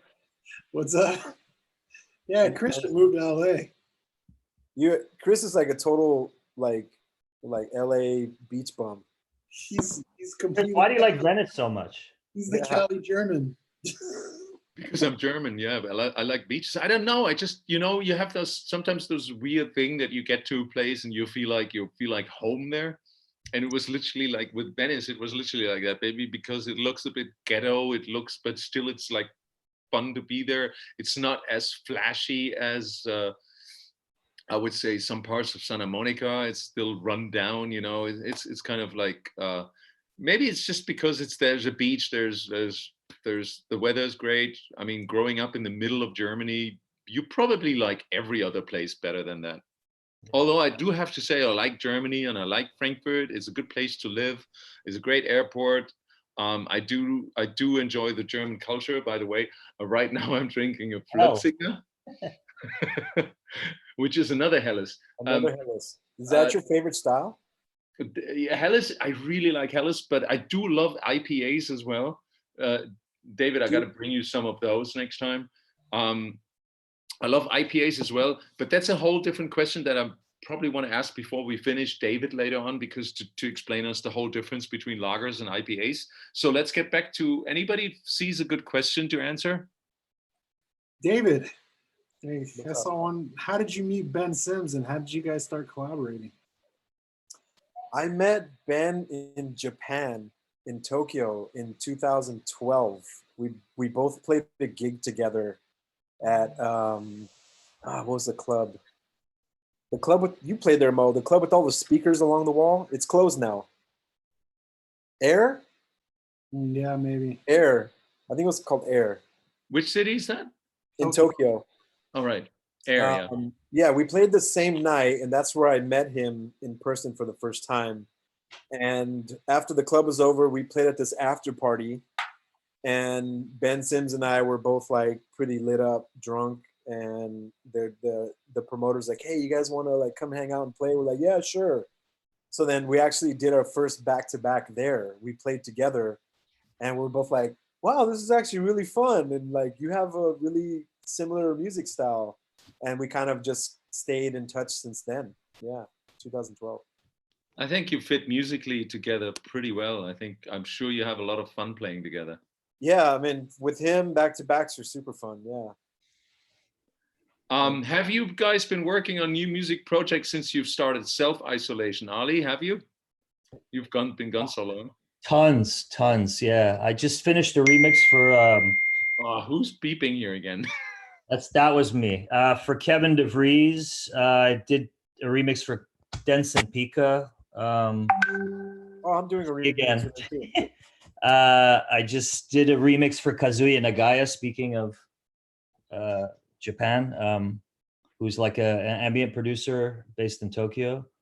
And I'm working on, like, I'm almost finished with a collaboration with Kolsch and the next one with Oliver Huntman. So there's a lot of work. And now there's a lot of time to finish off all this stuff. Is there a lot of time? Yeah. I mean, I find that I'm kind of wasting a lot of the time that we have right now. Talking to other DJs? Well, no, because talking to everybody around the world, because it makes you feel more connected when we're self-isolating. And I zone out for hours, doing like one thing or another. And by the end of the night, like before I go to bed, I kind of reflect on the day and think about if I accomplished anything. For me, it's all about getting to bed feeling like you've accomplished something. So like if there's an important email to write, no matter how tired I am or what time I have to wake up in the morning, I'll stay up to write it. And sometimes really important emails take hours. So I find that like I'm reflecting and I don't feel like I'm being as productive as I should be. All right. Mo, what you've been in the hotel room for 12 days now in self-isolation, and I've seen your setup. Maybe you can show us your setup. Can you show us your setup? It would be really difficult. Which Marriott hotel are you, by the way? It's actually the one not far from my house. All right. Just got a small machine controller, but my stupid background thing is screwing everything up. All right, but so you have a little setup. Have you been doing some work, or you've just been like? No, I have been. I don't know. For those who might know, me and Luis Flores have a new project that we did called Belief Defect. What? Belief Defect. And we released an album earlier last year or 2 years ago on Raster. It used to be Raster Noten, but now it's just Raster. By the way, I know the project. I just wanted to ask you again because the people out there probably didn't hear it right. The project is called Belief Defect. So I did an album called Decadent Yet Depraved a couple of years ago, and we've kind of been working on the second album. So for the last couple of days, we've been going back and forth and just writing loops and shooting them back and forth to each other and just trying to finish this up. When I was in Berlin a few weeks ago, we were trying to finish this album before the year was over, but that doesn't look like it's going to happen now. So currently working on that. And also, is it hard to find the motivation in the hotel room to do that?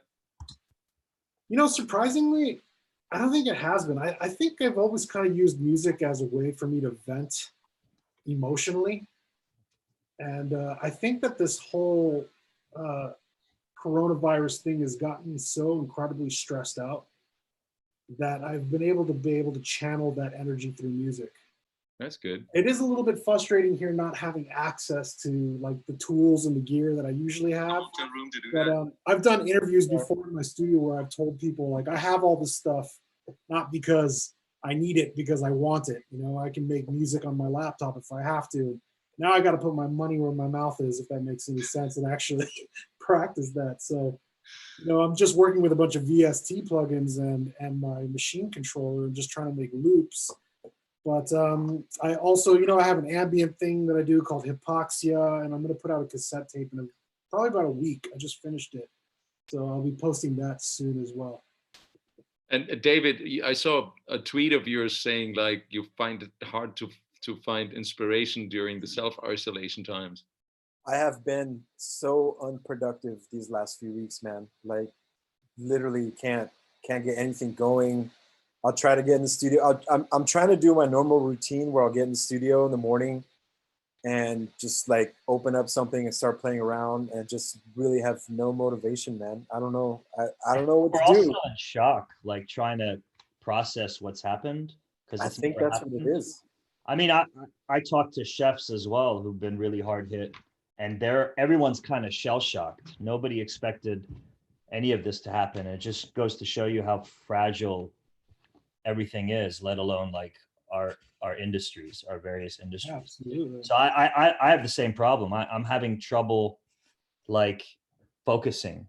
I was always the kind of guy, like if I had an exam the next day, I had to like clean my whole room before I could sit down and study. So like cleaning and organizing helps me cope with like anxiety and stress. Could you come by my place? Yeah, so all I've been doing since I came back, like, I think Chris, you and I talked about this. It's like for years, we're always complaining, oh, if I had just a month off, I would do this and this and this and this. And now we have like unlimited time right now because like the future is so uncertain that kind of sitting around going, fuck, I have all this stuff to do. What do I do first? And you're kind of frozen for a while. And then with me, I just started just cleaning. And the more you clean, the more you go down that rabbit hole. Right. Like cleaning deeper and deeper and going to deeper layers of cleanliness and organization. And I think when I come out of that rabbit hole, I'll be ready, like mentally to you know, sit down with a blank slate and kind of produce. But all the stuff that I started in LA a few weeks ago, I'm in the process of finishing off now. So. Well, I know the rabbit hole. I kind of feel like in that rabbit hole too. I mean, you get up in the morning. I try to have my. Are you guys exercising at home, or like how are you keeping? Oh yeah, I'll get up. I'll get up around 10, 11. I don't really sleep much. I go to bed around 3, 4. I've been going to bed at like 5 and not waking up to an alarm clock because it feels so good right now. That's amazing. No alarm clock. Yeah. I just wake up, but still don't sleep really long. But I feel like a slob right now. Like I'm going to bed really late, waking up without an alarm clock, and I kind of just slob around all day. So. But luckily for me, my wife teaches yoga for a living, and her yoga studio is closed. So she has now moved her yoga classes to online streaming. Sweet. I haven't been able to be home to see her. I've actually been fortunate enough to take one of her yoga classes online. Can you put a link in the comment section so I can do this too? There's a lot of good questions, Chris. Well, hold on. I have this thing where I have this really nice road bike because I did once in my life. I did this road bike race. I'm only road bike race. Second year, guys. It's only the second year. Road bike. You mean like you have a mountain bike or something, like No, off-road I have a road bike, like a proper road bike, because I did this like resident advisor going from London to Amsterdam at ADE in 2014, I believe that was, or 15. Like a racing bike you have. We did with like 4 days. You were riding on the bike from London to Amsterdam, and since then I have this really amazing road bike because Specialized kind of sponsored me in a way. I only had to pay a little money, and I got this really amazing bike. So I got this thing that you take off the rear wheel and you put it on this thing, and I'm so happy I have that now. So this is what I'm doing every morning, 30 minutes. But then I get up and you just like, you talk so much to other people, and it's just like there's so much to process in this moment right now, because you just like try to like figure out what the hell is actually going on and where do I do. So I still think the time to be creative is still to come. Like you say, first I need to clean up a little bit more. But I did finish a remix for Polly Scattergood. That was good because it was kind of a trade deal. She did vocals for my album. And that was a fun thing to do. So I need to have kind of that deadline. I need to have somebody tell me I need this remix by next week, and then I actually sit down and do this. So that is mine. But I just see like there's Kyle Geiger's online too. Hi Kyle. He's by the way, Kyle Geiger is doing this amazing online producer tutorial. You should check out. Follow him on Twitter and find out. And he's asking a question to you, Mo. Can you tell us about the time you hung out with LMFAO? Isn't that the guy with the big hair? I saw that question earlier. What happened to those guys? So thanks for bringing that. You know those guys too, Ali? I mean, I heard of them, but I hated that fucking song. What was the song? What's that song? Shuffling, the shuffling one, right? They had one massive song, and then they were everywhere. There's a guy with a big... yeah. So you're friends with him? What do you hang out with him, Mo? Tell me. No, this was right before I stopped working for Native Instruments. They were like Miami. It was Miami something, that song, I think, right? Yeah, I don't know, something. But and I wanted me to go down there and help them out with some installations of some products that they had going on. And I remember when they told me, it was like, oh yeah, they live down in Malibu. Like, you're going to go down and hang out with these LMFAO guys, and you need to show them this and blah blah blah blah blah. And I was like probably dreading it, like, oh god, man, these guys make the worst music. But whatever, it's work, it's what we got to do. And we went down there and hung out with them, and it was probably the most fun I've had in a long time. They were really really a cool group of guys, super funny, very very well knowledgeable about music. Not just oblivious to anything.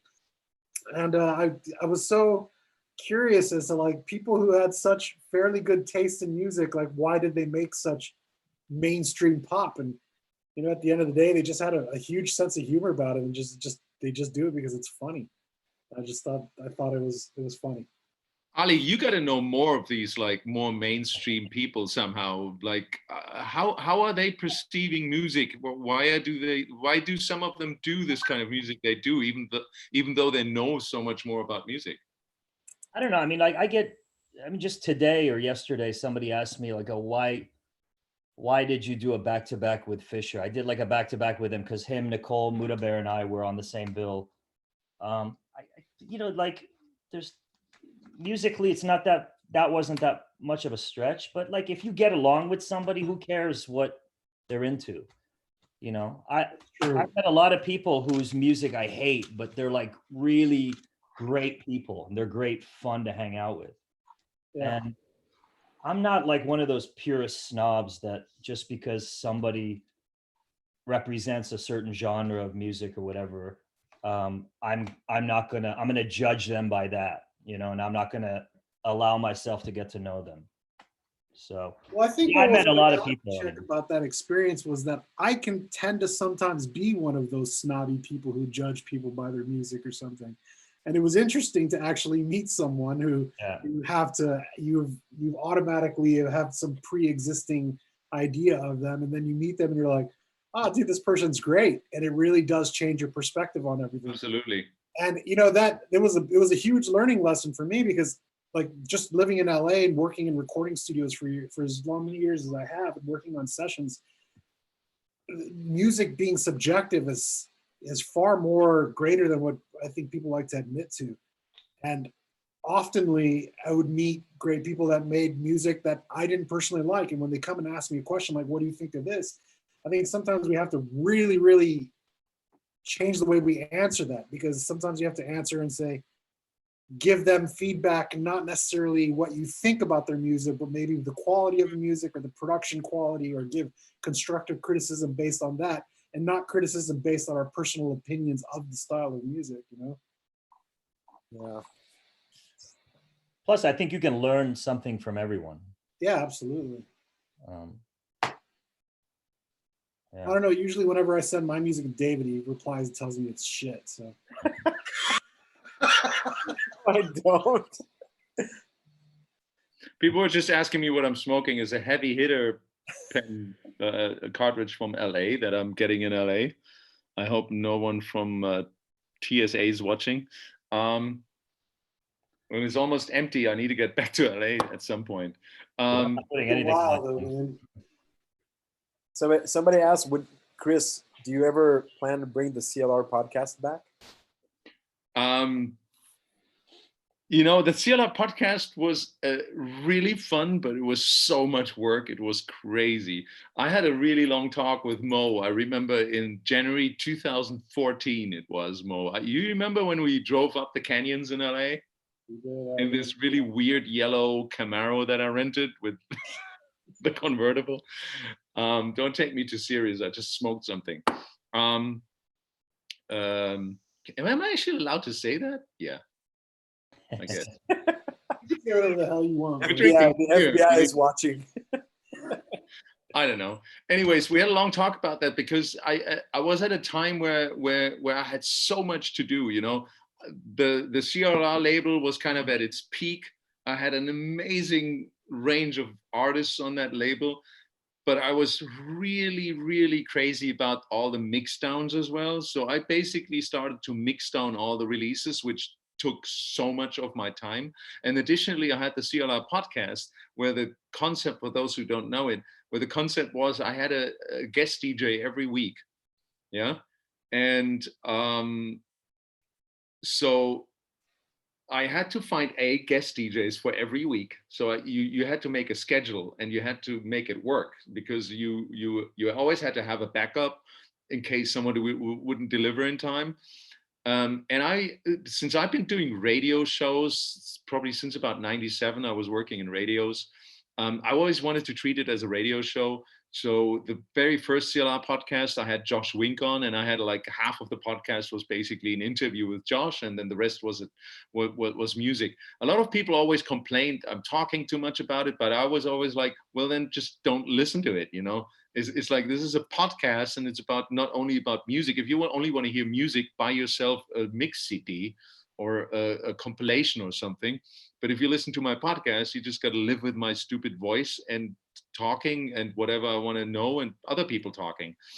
And I mean, I toned that down over the time, but I always wanted to introduce the DJs.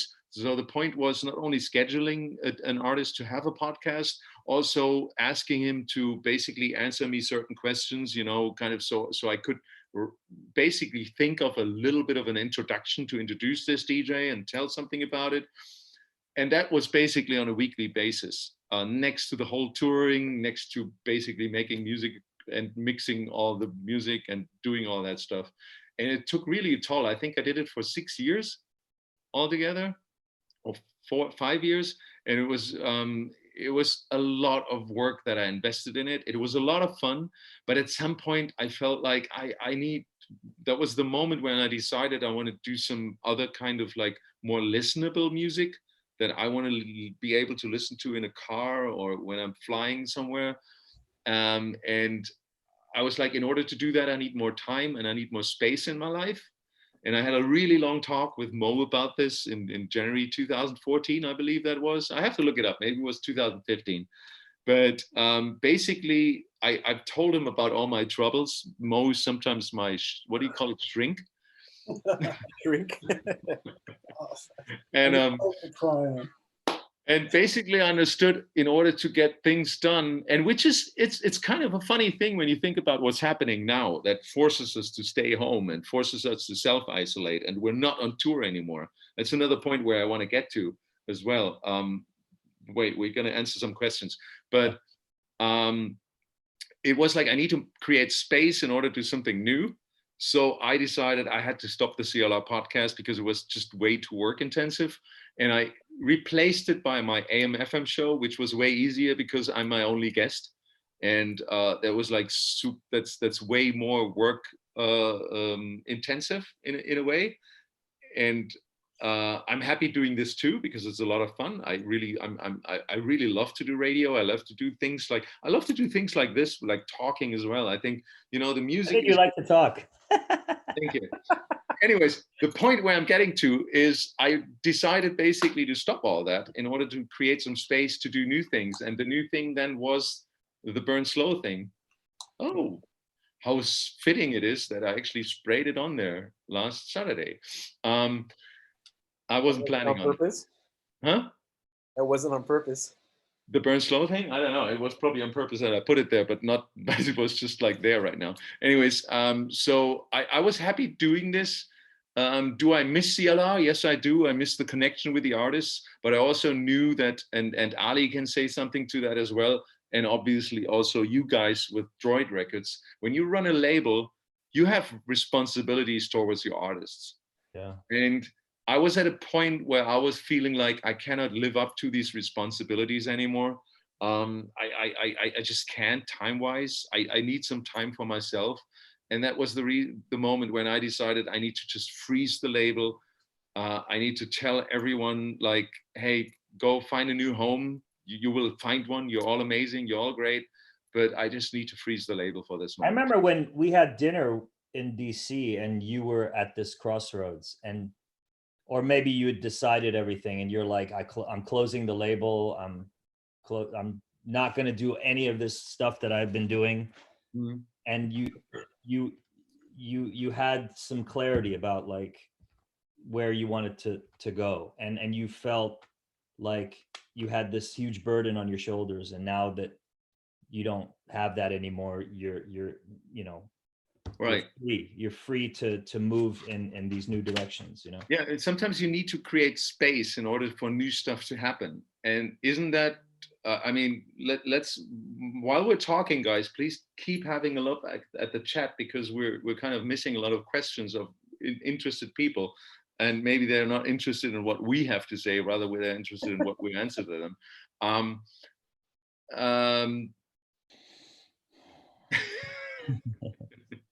Now everybody's reading questions. Where was it? Hey, look, because I wasn't really paying attention to them until now, and then I'm like, where was I just now? Where was I just now? Before I said like, can I rewind? Actually, I just go and watch the YouTube thing, because that's 30 seconds behind, right? Yeah.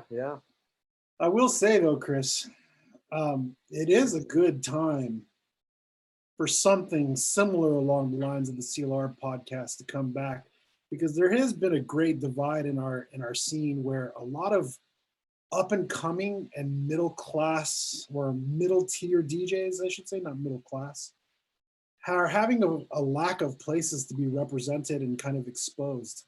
You know what I mean?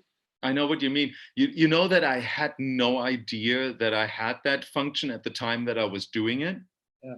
Because I never really felt like I would have that a lot of people would be listening, really. It was, to be frankly honest with you, in a lot of ways, I've always contributed the CLR podcast to be one of the participating reasons that techno came back in full swing the way that it did, because it really brought the platform to a larger audience, and it also invested into the community in so many ways, in terms of what I said earlier, letting up and coming producers who are making incredible music but aren't necessarily on the hype game, playing the big festivals and getting the big gigs, an opportunity to have, you know, a canvas to paint on and have a moment to be exposed. And having someone like you usher that in and introduce them to the crowd, it was valuable. I mean, I remember there was a period when the CLR podcast was at its height, that one podcast on CLR would bring you much more exposure than 10 releases that you did on a record to even just put out on Beatport. What? Absolutely. I'm learning a lot of, right with that? wait a minute, wait, stop. I'm learning a lot of new things right now because I seriously, I wasn't aware of this, but in hindsight, I meet more and more people who tell me what they love, how they love the podcast. But the point where I wanted to get to was like, you need to create space in order to find out what new things you want to do. And we're all like collectively experiencing that moment together now. We're forced into a lot of new free space at the moment. We were all touring like crazy before. Now we suddenly have like, wow, we're home. So maybe Mo, you're totally right. Maybe it's time for me now to go back to this concept and start doing it again because I'm fucking sitting home now. I'm not going anywhere. You got to minimize to maximize, right? Yeah, exactly. Minimize to maximize. Where do you have that from? That's from. I was talking with Richie. Can you tell? Can you say hi to Richie? Well, I don't think he's on, but yeah. Oh, he's on. Yeah.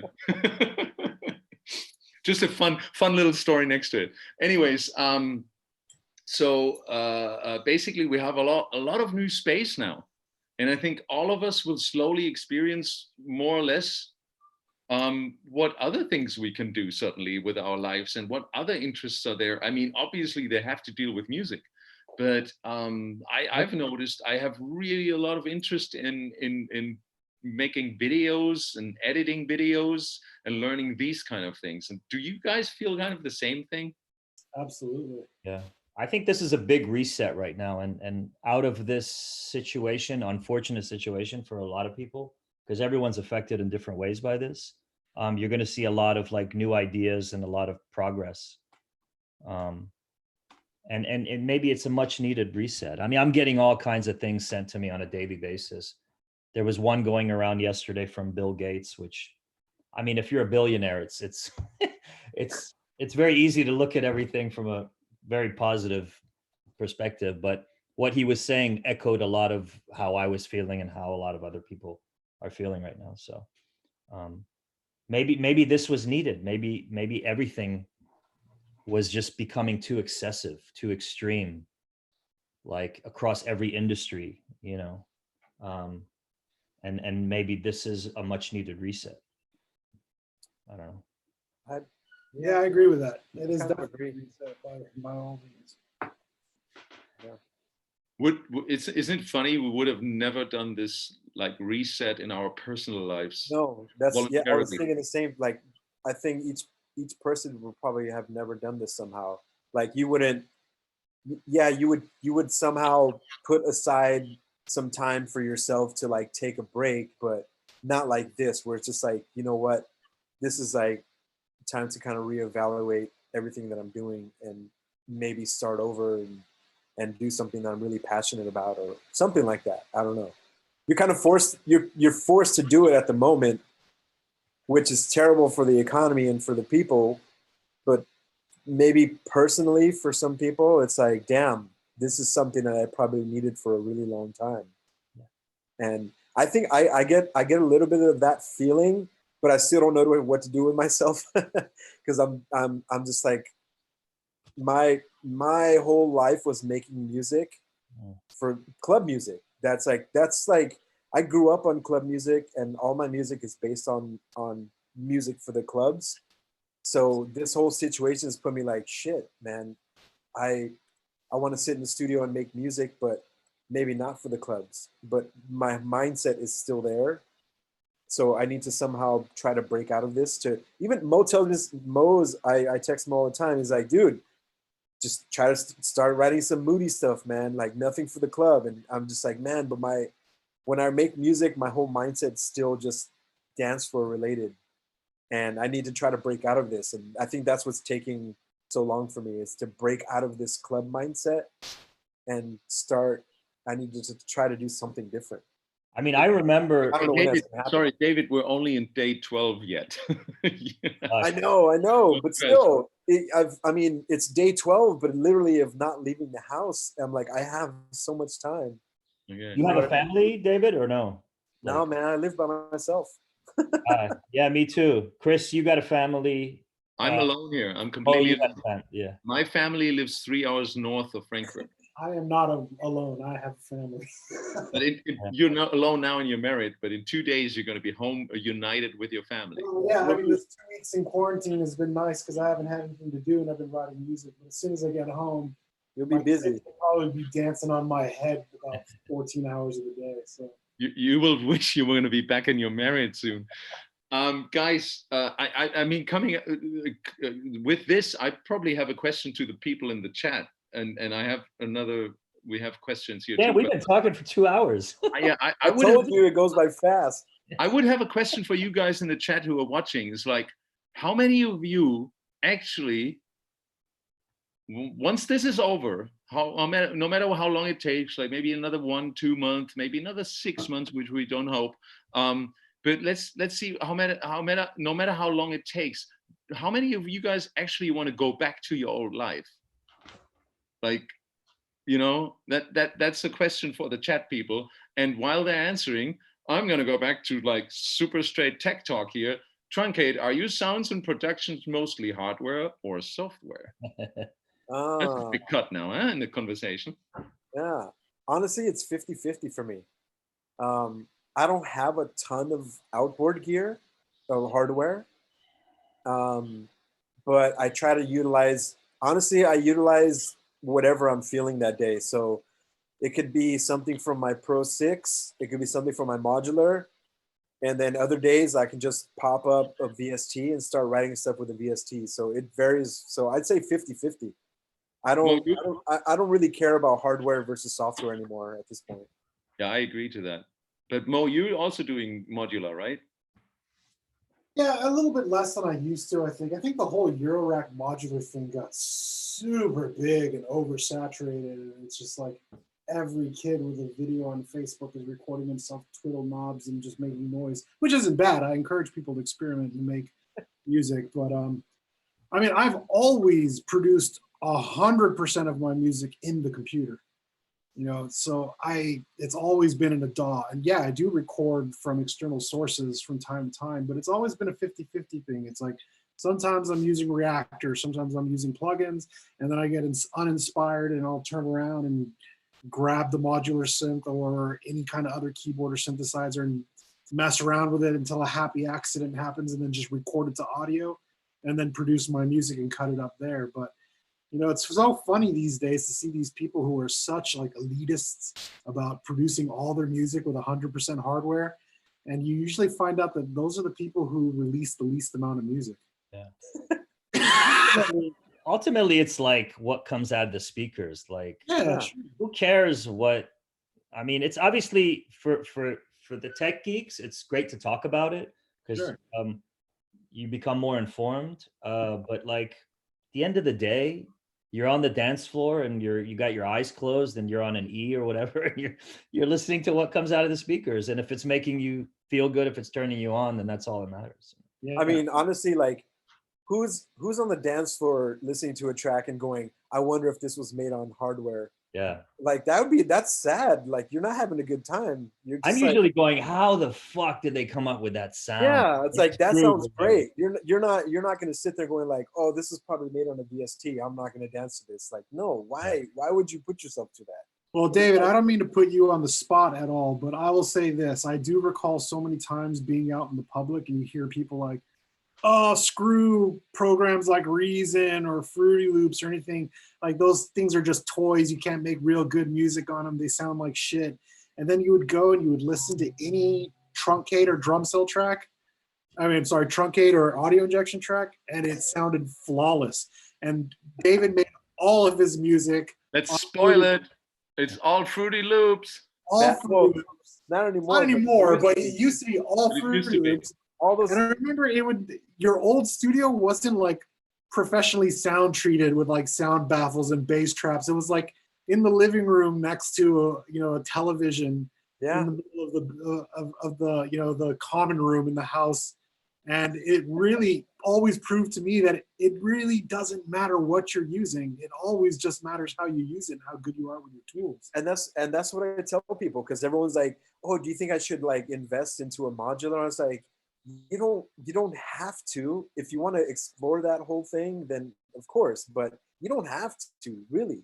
Sound like VSTs now sound so amazing, and you can get such if you learn it and you treat your teach your ears to get the sound what you want to get out of it. Like that's all it takes, to be honest. Yeah. I mean, damn man, I was making tracks on Fruit Loops for a long time, and I get questions of people like, "Did you produce all on hardware?" I was like, "Dude, literally, it's all samples and some VSTs. That's it. Like, there's I don't know. I don't think I do anything super special, to be honest. Maybe I think I just have a good ear, but there's no, I don't know. I try to explain to people it doesn't take all this crazy gear. If I could afford it, trust me, I would buy all that stuff. But you don't need it, is my point. Yeah. Your stuff's so loud and punchy that sometimes I have trouble finding the right track to play after. Like I think it's the less is more thing too. My Yeah. tracks are pretty stripped down and not so overly processed as well.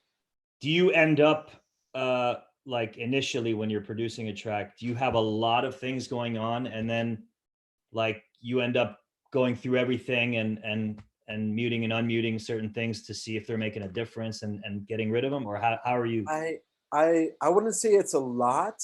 Maybe for my standards it's a lot, but I could have a track that has like 15 different sounds, like maximum, and then I can break it down to like 8 or 10. That's where I'm like, okay, this is all it needs. Everything else is kind of like, it's really not necessary. But I tend not to go overboard on adding stuff on top. Like once I get a groove going to what I like, and I'll add stuff to that. And then most of the time, I guess I'm easily satisfied is my point, where it's like, okay, this is a good groove. It doesn't need much else. And that's the way it is with me anyway, where I really like to approach it as in to where I feel good about something and try not to go overboard. Yeah, less is more. My- These my- these my- old my biggest cliches problem- make sense for everything. Yeah, yeah, Minimize to maximize. yeah. Guys, I just had a really good question here, which I've kind of scrolled through and I've lost it, and I'm so sorry because I lost it. But the question was essentially about are DJ skills in today's Oh, world Marcus obsolete? Duckett was on. Wow. What? Marcus Duckett. Oh, Market. Oh, Marcus. Hello, Marcus. Marcus used to work for me actually at CLI in the office. No Oh, way. really? He's one of my favorite producers. He did a remix on this Japanese artist. Yeah, he's an amazing producer. Yeah, absolutely. I second that. Is he from? He's from Frankfurt, yeah. No, he's No. well. Stuttgart. Marcos, please tell us in the comments where you're from. I have this Remember. question back. Matteo Bergs, and I think this is a really good question. Matteo Bergs is asking, do you think social media is making DJing skills less important? I think so. What's the question? I think we all know the answer to that. The question is, do you think social media is making DJing skills less important? While you think about it, I'm going to go and get a new beer. Yeah, I'm out of sake too, actually. Okay, Okay, think Mo. about the answer. Okay. Okay, Mo. everyone's getting up. Please answer, Mo. You're the adult in the room. Answer. I think I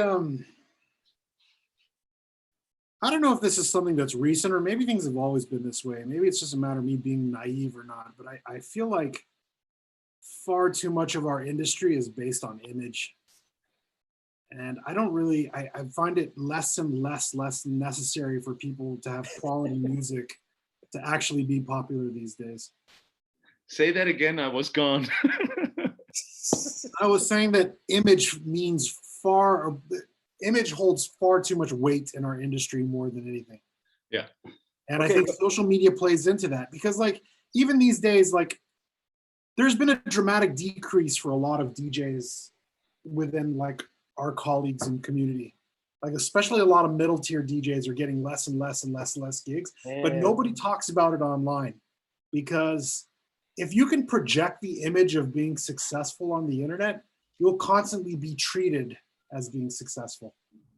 And I think that's an issue because nobody's really ever saying the truth. Nobody's ever saying what's going on. So we find ourselves all constantly in this like mirage of constantly wanting to put positive ideas, positive gigs, positive things on all of our social media platform to continue to fuel the marketing behind it. You know what I mean? And people who are better at that, people who can do a better job at doing that, people who have the money to invest into sponsoring their posts are obviously going to have, you know, an advantage above others. But at the same time, when it comes down to it, to the meat and the bones, when you're at your gigs, good music's going to prevail over anything. So if you're a good DJ and you're a good producer, maybe you're not the biggest, most, you know, biggest follower or biggest what do they call them again on social media? They call them influencers. Maybe you're not the biggest influencer and you're not the largest DJ in the world, but when you get in front of a dance floor and you play a gig, you kill it. And I guess that means more to people at the end of the day. Does anyone else have anything to add to that? I had this thought the other day. It's like, considering now where literally everyone is on social media right now because you're not supposed to go out and interact with people. So everyone is so focused on live streams, chat rooms, FaceTime, blah, blah, blah, blah, blah.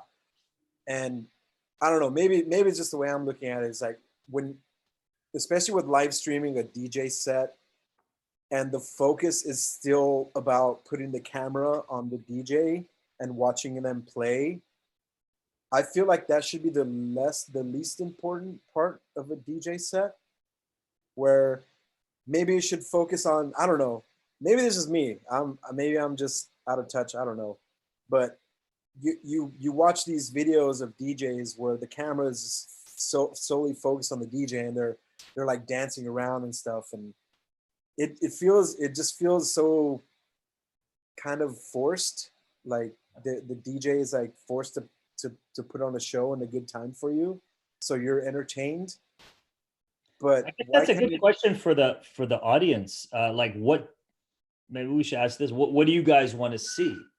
Do you want to see our? Yeah, does it matter? Do you want to see our laptop? Like, if we're playing, you know, using Tractor or whatever like that. Do you guys want to see our laptop to see what tracks we're playing and how? I feel like people would be more interested in seeing what you're doing rather than watching you dancing around and just like waiting for the track to finish or waiting to mix in. So like, that's the point. Maybe people are actually going to be like, what's he actually doing up there? I think Richie was doing that with Close, and then like images of the actual desk would be better, David, you say? Like the desk and your fingers? No, I'm saying me personally. Like, I would like to see what you, especially you, Chris, because when you're DJing, you're layering so much stuff together. I'm sure there's people on the dance floor that are like, what the hell is he doing up there? No, that's what I mean. Do you mean you want to see rather like what's happening at like? Yes, rather than looking at your body and like moving around dancing. You know what I mean? I don't know, man. If Chris could dance like James Brown, I'd love to see that shit. So you basically want to see, hold on, where is it? Here. You want to see that image. I think that'd be kind of cool, because then you could maybe with a little bit of I don't know. Yeah, I mean, maybe that's only interesting to people who DJ. Like people who that's true. have no interest in DJing or anything, they just want to have fun. Exactly. Sometimes maybe they just want you to be an entertainer, and they just want you to throw your hands in the air and dance. And that's my point where I said maybe I might have touched on that part. Like maybe because I'm a DJ and a producer, I want to see what the other person's doing rather than seeing them as a act. Hiroko says she wants to see our body. How do you guys want to see me dancing like James Brown? No, but isn't it like when we come from bands or something like that, and you watch a band play, you're basically seeing the guitarist and you see how he plays. You can see what he's doing. You like to watch the fingers and wow, look at what he does with these fingers. That's great. But you kind of also look at the person. So I think that kind of translates into the DJ world, you know? I think you need multiple cameras, and you need to jump from the person to what they're doing to maybe their screen. But sometimes, Chris, like, you know, when we play back to back, I have no idea what you're doing, and I'm standing right next to you. I don't know what I'm doing. It's That's just what- it's that- a that's lot what- of stuff. I mean, you have your method. That's what I mean. It's like maybe for me, it's I'm more intrigued to see what the DJs is doing and how they work, rather than watching them do their thing. People are saying yes. Philip says yes, you should show the equipment, but maybe not in the camera, maybe visuals. I don't know. Visuals. I think It's that's particularly why I've never felt comfortable doing like Boiler Room. I just Just find it racing incredibly DSN. uncomfortable to be just standing there with a camera in my face like this. Like, I feel like and I I'm should not. do It's not that I'm not really against that. I'm just saying, especially now with the whole live streaming, how it's become such a huge thing right now. It's like, do the people want to see the DJ, or do they want to see what they're doing? You know? I think that people want to communicate mostly. Oh, they totally do. The Oh, comedy- Marcus Lukat's from Dusseldorf, by the way. That's where he's from. Düsseldorf, yeah, of course. Yeah, I Hello, totally. Marcos, so good. I couldn't remember. Yeah, I think Marcus echoes how I feel about it. Like he wants to see the laptop screen and also what we're doing with like the mixer and all the hardware. Yeah, because So, I think I people, think I two think cameras. people would have a more newfound like intrigue of what you're actually doing, rather like, you know, some people really think you're just pushing buttons, and just like, okay, well, to a point, yes, you are pushing buttons, but there's a lot more to it rather than just pushing some buttons. Like there's way more thought put into it than that. Do you guys play with you, David and Mo? Do you play with USB or do you play with laptop and tractor? And stuff? I play with USB now on CDJs. I play with Tractor, Yeah. machine, blah blah blah. I Are guess- you guys happy to share your track listings with people? Oh yeah, I Yeah. totally am. Feel comfortable with that? Mhm. Because in the old days, I remember when I was like playing with vinyls, and here in Frankfurt, you had a residency, and you were playing with vinyls. I basically sometimes took a big pen and just like tried to like, I Or think you we put all like a fake white label on top. or Yeah. put stickers on them. Yeah. So I did that back in the day but it too. was not really. It was not really well, it was more or less for the other DJs. Just for the other DJs, yeah, Yeah, because you don't want them playing the same shit. exactly. And it was like we only had like with three amazing record stores. Not only we had three amazing record stores in Frankfurt, but there was at that time basically around, let's say 96, 95, there was not so much music around really that you would play. So everybody was kind of playing the same stuff. There was other questions in the chat now too regarding like what music styles you would venture into, and now there are so many music styles. Like back then there was like sort of like everybody had played the same 15 records, so when you had a new one you didn't really wanted to have the other one know what you're playing there right away, so you were covering it. But by now I'm super happy to put out my track listings. Yeah. And I don't know, I feel it's great for people to know what you're playing, so they can kind of develop their own taste as well, you know, kind of in a way. I think. Yeah. I think all of us at one point went through that phase where we were secretive about what we played, and you try to keep your secret, you know, your secret tracks to yourself and all that stuff. But I think now with the amount of music that is available out there, just the plethora of tracks that are coming out, we almost have a social obligation to kind of help these producers, you know, at least give them the social currency if you're not going to give them the financial currency of the music. I remember Absolutely. I remember years ago, I was watching, I'm a big fan of the director, Robert Rodriguez. And I was watching the extras from some film he had, where in his extras, not only like does he love to cook for himself while he's shooting and editing, but in the extras, he always showed off how he did a certain scene or used a certain technology for a certain scene. And he got asked like why he does that, and he's like, well, I do that not only to share my creative process, but once I do share, it forces me to come up with new tricks. So Exactly. he did that so it's out there, and he knows he can't just rehash the same thing for every film, and go through the same process. And it takes him out of his, so I think at the end of the day, it's all about getting yourself out of your comfort zone. That took him out of his comfort zone. And being a successful director, it was very easy for him to just carry on in his comfort zone. Sure, yeah. And I never forgot that. And it's kind of like become my mantra, I guess. I think that's very true. There's a lot of truth to that. We have another question. Do you think that clubs and festival will survive? That is coming from Konrad Martinovic. I mean, nobody knows, right? Right. Exactly. Nobody knows anything right now. We don't know when it's going to start. But when it starts, it's going to be fucking rocking. Maybe not. Yeah. I know that too. I mean, like the energy will be explosive, I think, because we've all been like, isolated from one another and from the scene and from, music, like experiencing music in a nightclub or in a festival. We've all been isolated from that. So I think it's going to be explosive. Now, whether everyone is able to weather the storm, that's an individual issue and question, I think. David, the question was, will clubs and festivals will survive? And I actually spoke to my financial guy, who is luckily a very smart person. And he kind of said, like, well, the first clubs that gonna, or the first festivals or the first promoters that basically suffering the most now are probably more the little ones that don't have that much cushion, Of course, the big Live Nations and let's say the Insomniacs and the Ultras, they probably have a little bit longer like breath, you say. I don't know. There's an English expression for that. They can last longer and they can survive that a little bit. Obviously, they also have to like let a lot of people go.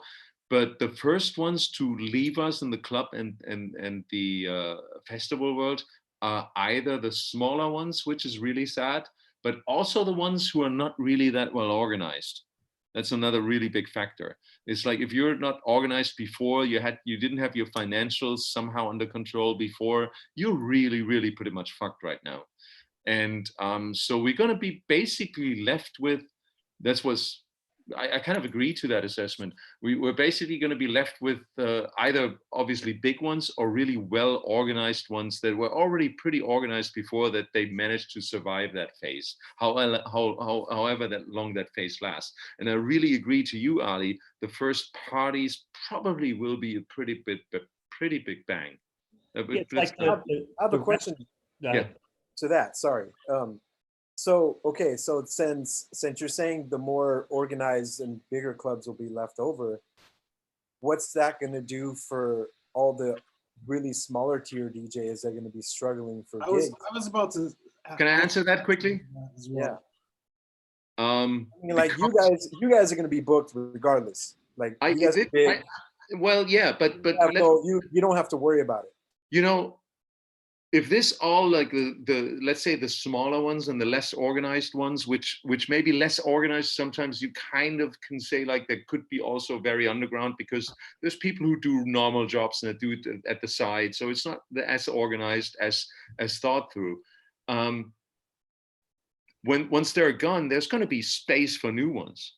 So I think really quickly new ones will pop up who just like fill that space, and that gives. And I believe not only in the place of the bigger festivals and the bigger clubs, only also in the smaller, it kind of gives it a bit of a reset for everything, So there's a whole new chance for people to come in now once this thing is starting. The longer this break takes, the bigger the reset will be. And I think the better the chances are for new people to emerge. Do you think different? I wanted to add something from a different perspective, though. And I guess this is speaking mostly to the listeners, but I think it's also important for people to remember, because there's definitely a trend, especially with the newer, younger generation of dance music enthusiasts who are like in their early 20s and they're kind of getting into things. There is a they are incredibly engulfed in the festival scene. And I think that, I hope that this isn't happening, but I get the idea that people are starting to lose touch with how important just clubs in general are as well. And maybe people should stop putting such an emphasis on making every single event that they go to the biggest festivals with the hugest lineups and the biggest DJs in the world, and start to reinvest their energy into supporting their local DJs and the smaller up and coming producers that are doing things and playing gigs. Because sometimes a small party with 300 people can be just as good as a festival with 20,000 people. I mean, just look at, that's a great statement. Like, look at what's happened to New York nightlife, you know, where like Output and Cielo are closed. Output was something I would look forward to, like doing an open to close set every year at Output. But everybody these days seems like they just want to go to events, you know, like, but then again, you look at clubs and you wonder, like, has the club evolved over the years? Maybe not so much. I mean, it's still, there's a DJ booth, there's a dance floor, there's a bar at some corner. And then you go to like these, some of these art shows around the world that I go to in Tokyo or in LA that create like this immersive experience. And you wonder why that can't be a club. Why can't you step into a room and, depending on who's playing that night, you create a completely unique immersive experience? So you're kind of creating an event, but in a very controlled environment. Sure. To people. Like, it could be every night of the week, you know?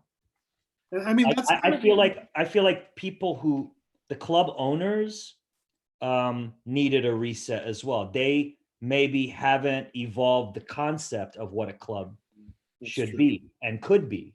And that's why you're seeing so many clubs close, because people are more inclined to go to an event that, like a Tomorrowland. I mean, why is Tomorrowland's or EDC or whatever so big?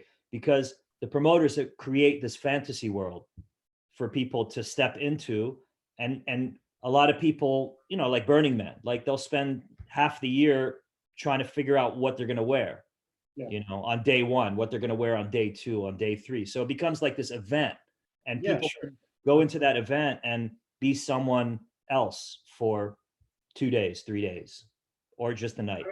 I think that's what we try to do with the interface parties back in the days. And even with me and David are currently throwing these observe events that we do, is that we've always tried to create just a random warehouse into some sort of an immersive space with like audio visual kind of experience. And for me, I got a lot of that inspiration from hearing like old stories of Richie Houghton's like early, you know, control parties that he used to do back in Detroit, where they would hang like black plastic from the walls and, you know, kind of transform an empty space into an experience.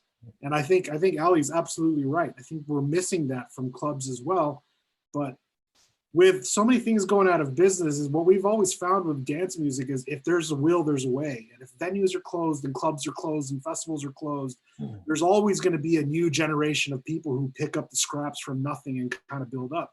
And as much as fun as it is to go to festivals and support these huge fucking parties, I think it's also important for us to support our local promoters and our local smaller events. And I think for the event promoters and the club promoters, they need to be a little bit more creative in the ways they go about things to create these kind of spaces for people. But don't you think that once this is over here, the first places that are going to open up are clubs, because festivals logistically take a longer time to organize? And I thought about how it would basically be happening when this is over. Like how is this going to work out when some governments, I mean, obviously the governments of certain countries have to say at some point, but they have to basically talk to other countries that are neighboring, saying like, okay, we're at a stage right now where we can safely say it's good to gather again, you know? So, but that will not happen with kind of a warning. That won't be happening with like, oh, in 6 weeks we open everything up again. That will kind of happen with like a 2-week warning, maybe. You know, it's like where statistic people and math people can figure out, okay, we're at a point where the infection rate is declining. We can safely open up small places again. So, because there's probably not going to be, they're not going to be saying, all right, let's throw a festival for 100,000 people right away. A festival for 100,000 people needs to be organized. That takes time. That's months of planning. Yeah. Oh, somebody has his audio on. And so once this thing is over, it's a big time for clubs to shine, I think, because that will be the first places where we're going to be DJing at clubs. That's going to be like the smallest little place is going to be going off like completely, probably most likely even in our hometowns, which is an amazing thing to see. It's like how our careers even started, kind of thing, you know, because we're not going to fly anywhere. You're not going to get a call like, all right, you're going to play in Tokyo tomorrow because everything's going to start again. Yeah. It's going to be such on a short notice that a promoter around the corner is going to call you, dude, we just got the allowance to open on Friday. Are you going to come and play? And yeah. And that's what's going to happen. So basically the club scene is the first scene to basically emerge out of this. But I do believe, I mean, it's only natural that within a time frame of 2 to 3 months, people put festivals together, and then the big festivals come. And that takes me to the comment of Snaim155, festivals look better on social media. Oh, there was actually a question close to that. It's probably a good question asked together. It's like, is it more about the music or the experience? Isn't the music the experience? It should be. Well, it should be, but nowadays with festivals and I got my big ass can up here. Look at this thing. I'm getting drunk. I don't know about you guys. I'm getting pretty drunk. I mean, that's the interesting phase now. I just opened a 32 ounce of beer here. Yeah, I just opened the third one too. So just David, you were just saying something. No, That was a there was a great question question. that popped up that said that is it more important about the music or the experience? Because yes, the experience is tied in with the music, but nowadays with festivals and big productions, what is more important? I think it's still driven by music, but the experience frames the music in new ways, and maybe in important ways for whoever's stepping into that world. It's like there was this I don't know if it was a tweet or a Facebook post. Someone posted something about what's that huge party? The one that came out of Barcelona. They do these crazy. El Row. El Row. There was something about how they base the way they plan everything is based on how good it's gonna look on Instagram. Yeah. So at that point, what is more important? I mean, for them, of course, that's their thing is more visual.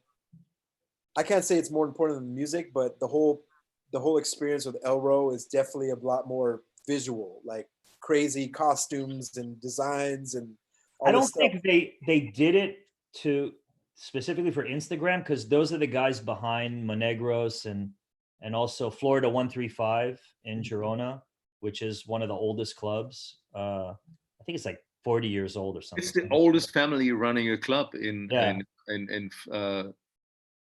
Chicago? No, what is it? Where's Florida 135 again? In, I think Girona, which is like an hour and a half drive. No, Girona. Florida one. Anyone in the internet listening? Florida 135. Should know this. It is, the club is open since Barcelona. 1962 even. That's the family that's the family that basically also runs the El Row parties. Yeah. And that's kind of purely came out of like, they just want to have fun. They just like made it into a circus. But I think things like this also have an existence right, if you say that, a right to exist, you know? People are having fun. And as you said in the beginning, people are maybe drawn into techno because of a party like this. And then they suddenly start to discover like more underground bits. Somebody says black room with a strobe. Right, Reiner. Very Yeah. good. Yeah. I've never forgotten. There was a Kerry Chandler record a long time ago, or like I think it was an EP, and it was called "A Basement, a Red Light, and a Feeling." And literally, that's the foundation. Okay, Yeah. but you can't have that forever. No, no, of course not. But that's the foundation. But that comes to the point where it's like, what's more important, the music or the experience? I And, think these I mean, days, it's both. It sounds dumb, like the way it sounds, but are people going more for the, I get, yeah, the whole experience rather than just the music? Like a lot, I would say pretty much all of us when we first started raving or going out was because of the music. Like you were saying before, Ali, you're like you'd go to these parties and hear music that you wouldn't hear on the radio, or you hear this music because there's nowhere else to hear it. yeah. Where nowadays it's all so easily available at your fingertips. I can go on Spotify, YouTube, SoundCloud, and listen to DJ mixes even from like the 90s. I think And now, you only have to look when you're playing. You only have to look at how many people are on their phones trying to like capture the experience, to have content for their social media, to understand who is there for the, I mean, the person on the dance floor, and we kind of always look out and zero in on certain people, and the person that has their eyes closed and is never reaching for their phone is the one that's there for the music. You know, but the majority of the people are trying to capture the experience instead of experiencing it, which is hilarious. Exactly. They're actually like, they're trying to experience it via their phone to later have enough content for their social media, because their social media content is more important than the experience. yeah, It's Right. just a weird byproduct of how social media has evolved, and and it's unfortunate. I can't remember where I heard this, but it was someone had said something about that parties nowadays. It's not about the party's not about the music or the DJ. It's about the person in the party. Like it's their own personal experience rather than them being there for the music and the DJ. Because now everyone has the option to broadcast themselves at the party, and that's more important than them experiencing what's going on at the party. Yeah, like if you ever go to Coachella or Tomorrowland's, the majority of the people, I think, and I'll get shit for this, are there for not for the music, but for the Social. experience. To be able to say I was at Coachella and to have the photographs to prove it. Probably the same with Burning Man, I think. And, I've never been to Burning and Man, but I feel it's the same. I mean, I went to Burning Man once, and it was like something I recommend everyone do before they die. It's incredible, and I've been trying to go back year after year. It's definitely an experience, and it's something that you really do want to capture, you know, Right. for your social media or for to show your friends or whatever. But there's a lot of god awful music at Burning Man, and really like excessive flaunting of like wealth, Yeah, and I heard about that. yeah, just poor taste. Wow. I can certainly understand the desire to want to record the videos. I mean, sometimes when I think about parties that I went to in the 90s, that I don't know if it was just the time or if it was just because I was young and susceptible to this, but they were incredibly magical moments. And sometimes I wonder, like, damn, I wish I had a video of that party, but none of that exists because it's all. But wait a minute. Wouldn't the footage of that party water down your memory somehow? Possibly, who knows? Because I don't have any of those videos of any of those. And you wouldn't even be talking about it like this now if you had the memory? That's a very good point. But you know, I could understand the idea of wanting to be like, oh, you know, this is something. I get that too. Yeah. And it would be amazing to document this so that in 30 years I can go back and look at this. And that's an understandable feeling. But I think that there's so much of that going on that it's unnecessary. You don't need to document it because somebody else is. So you don't need to live through your camera because there's some guy that they paid that has a camera who's running around the venue that's recording it for you. So put your phone down and just enjoy the party. I mean, I think a lot of people feel like the experience didn't happen or it's not real unless It was they've on camera. captured it and they've posted it. Yeah, yeah. So it's I don't know. It obviously we all we all post on social media. Social media is an important tool, Mhm. Very much. but you have to remember. It's our only tool. Yeah, I'm trying to choose my words very carefully because I'm drunk and could say something. Well, guys, Yeah. you know, it's getting quite late. We've been doing this for 2.5 hours. Maybe we should sooner or later wrap this up. You should ask the fans like how long they want this to There's- I mean, for future. been a I'm pretty fine. consistent- I'm fine if you let me go to the toilet to open another beer, and we can do this for another half an hour. But I mean, maybe, I wish I could share this with all of you, but yeah, it's- but look, maybe, I still got a big old can of. I have a crowler that I got. yeah. at the But booth. maybe I think we should just do this again at some point and just kind of close this up. I was just thinking when you were saying all this, that a lot of people who take these videos at parties now and that they're running around and take these videos at parties, there's no parties right now anymore. So maybe a lot of people also sit at home now and really think about this, you know, and finally we have the time to think about some things. I think through all of your heads and also my head, a lot of thinking been going on of like, how have you lived your life before this all happened, and how are you thinking you want to live your life after this is over? Because this will be over at some point. That there's no Yeah. question. And that would be kind of my final question to all of you guys, and we can all say something about this. What are you feeling like? What do you think? You don't have to really go deep into this, but how long do you think from a technical point, or do you think you have an idea of there's some experts out there who actually know what's going on and how long this might be going on? Question number one. So you have a feeling of how long we're sitting here, and the other one is like, what do you think people will change in their lives like once this is over? And I think that's kind of interesting questions. Maybe I'll go first because I asked the question and I'm drunk, drinking.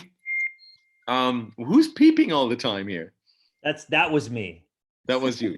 That was you. I Great. keep closing applications and then they just I don't know what's How going many applications do you have open? I have a lot of stuff. See, going that's the first thing. Okay. I was just thinking today that I might want to do a whole day, once a week, a day without internet. I just shut off Without the internet. internet for a whole day. Like I really rip it out of the wall for the whole day, so I'm not tempted to go online, and I just leave it for one day without internet. So one That's an day, amazing idea. and it's just for me, just to clean up stuff, you know, just to do things, sit down, finally work on music and do the things you want to do. Because I mean, especially now in the first 14 days of that lockdown, you're really distracted a lot. You want to speak to a lot of people. You want to know how people are doing. You want to know how this is happening and what is happening here and what's going on here and so on. I read a really good article today, and that kind of summed it up. It was written by one of the biggest publicists in German newspaper world of the Welt, and a pretty smart guy. And he summed things really, really nicely together, and it kind of like really. It really described, I thought, really well at the point we're in right now. We're all very concerned about how long this is going. And what's actually going on. There's so many experts on television telling us like, oh, this is going like this. This is like, some people say it's like even less dangerous and less to worry about than a normal flu, because the flu is just killing way more people. But and then there's other experts saying like, oh, we're going to be locked away for the next 6 months because we're not going to find a cure and what's going on. And I was kind of like, it's wild. And especially we can go into politics and what Trump is saying and everything. I don't really want to go there. And I'm confused about what's going on. And there's so many opinions going on. So what this guy wrote today, kind of I could agree with. I could like vibe with this right away, because he was starting his article. It was like a thing you would read in 10 minutes. And his whole thing started kind of like, yeah, the flu is killing way more people every year. What are we doing here? Like everybody's overreacting. We shouldn't close down any countries. We should have gone on. And one scientist once said, like, if we hadn't found the coronavirus even, yeah, maybe we wouldn't even be talking about this. Maybe we would just be thinking like, oh, this flu season was a little bit worse than other flu seasons, right? Mm. Like you could get to this point. So he was writing this, and I was reading the first part, and I was like, this is a really smart guy. Damn, maybe, maybe he's got a point. But then he went on, and he was like, this was I thinking like the one day, because he started his article like I didn't want to write anything in the first. I felt like I needed to write something in the first 5, 6, 7, 8 days of this pandemic going on, but I always kind of like every information changed. I didn't know. I didn't like. I'm confused. But now he was at a point where he felt like he could write it, and he wrote this, and I was like, oh right. But then he kept on going, and he was like, and the next day I wake up and I see all these dead bodies in hospitals, and I see people like suffering, and I see all these healthcare workers completely going mental on in the media, telling everyone is like, this is insane. I see Italy, I see Spain, I see New York, which is the next big really hotspot right now. I see so many people suffering. And then he says like, no, wait a minute. Even if we don't have this death toll yet, this is whole different than anything we've had before, And basically the conclusion he has then in the third part was like, we really have no idea what we're dealing with. And no one really knows. No one has an idea of what this virus is yet. If it only hits older people, if it's younger people, if it hits hard, how many people have it actually? Is it 10 times the amount of tested people that have it? If it's 50 times the amount of people, did I have it? I got tested negative. I was tested last week because I fulfilled basically all the categories to be able to be tested. I was in Switzerland, like you, David. Switzerland is a hotspot right now. I was in Paris. Just my last gig was basically in Paris. Yeah, that was my last gig I played. It was a great gig in Paris. Thank you. But it was like really crowded. It was an amazing gig in Paris, and then it started kind of to hit. And the week after Paris, I stayed in Berlin the whole week in a hotel. And in that hotel, the staff, coronavirus got positive detected. And on the Wednesday, I started to feel sick. Yeah, and I have that. That's where I come back to the beginning where we talked about like short breath and stuff like this. And do you think like, is this me having anxiety? Is it like because the media tells me I need to have these symptoms? Do I have the virus? But I started to feel kind of like weird on a Wednesday. And then by the Friday, I was like literally like, I need to get home. I need to get back to Frankfurt like right away because I don't want to stay here. Shit is going down. I'm feeling really sick. I need to self-isolate myself right now until I know what's going on. Because A, I've been to countries which are risky. B, I've been in close contact who have the virus. And C, I feel all the symptoms they're talking about. Yeah. So I got back to Frankfurt right away, isolated myself on that Friday, which was 2 weeks ago, I believe now, and 10 days. And then I had my doctor, because I told my doctors, like I tried to get a test in Frankfurt on that Friday when I got back, but even the hotlines, they were all busy. It was like already on that Friday, and that was Friday 2 weeks ago, like not last Friday, but the week before. And it was all busy. It was crazy. I have a really good doctor, so I called him. It's like, I don't know what to do. I'm kind of worrying, like, do I have that virus? And he was like, even if you have it, and that's where the point is of my long speech here right now, is even if you have it, you might be happy because then you had it and then you're immune. That's a good thing. And about 80% are going to be fine, which still seems to be kind of like the point, it still seems to be right. So I was kind of like looking forward, like, oh, great. If I have it, then I'm kind of over it. It's not too heavy. It's not too bad. And I'm going to be immune, and I'm going to be able to kind of like visit my family, help my parents who are like over 80 and they can't go shopping and do all these things because I'm immune. I'm like, I fought the virus. So I'm getting that test on Monday because he was able to convince the laboratory, which is kind of like state run here, to do my test because I've fulfilled all the categories. And the test comes back on Wednesday and it's negative. And I'm like, so I'm sick for no reason? Like, it doesn't even make sense that I'm sick, But the thing is, I've heard a lot of these stories, and I had short breath too, and I had burning lungs, and I never really have that.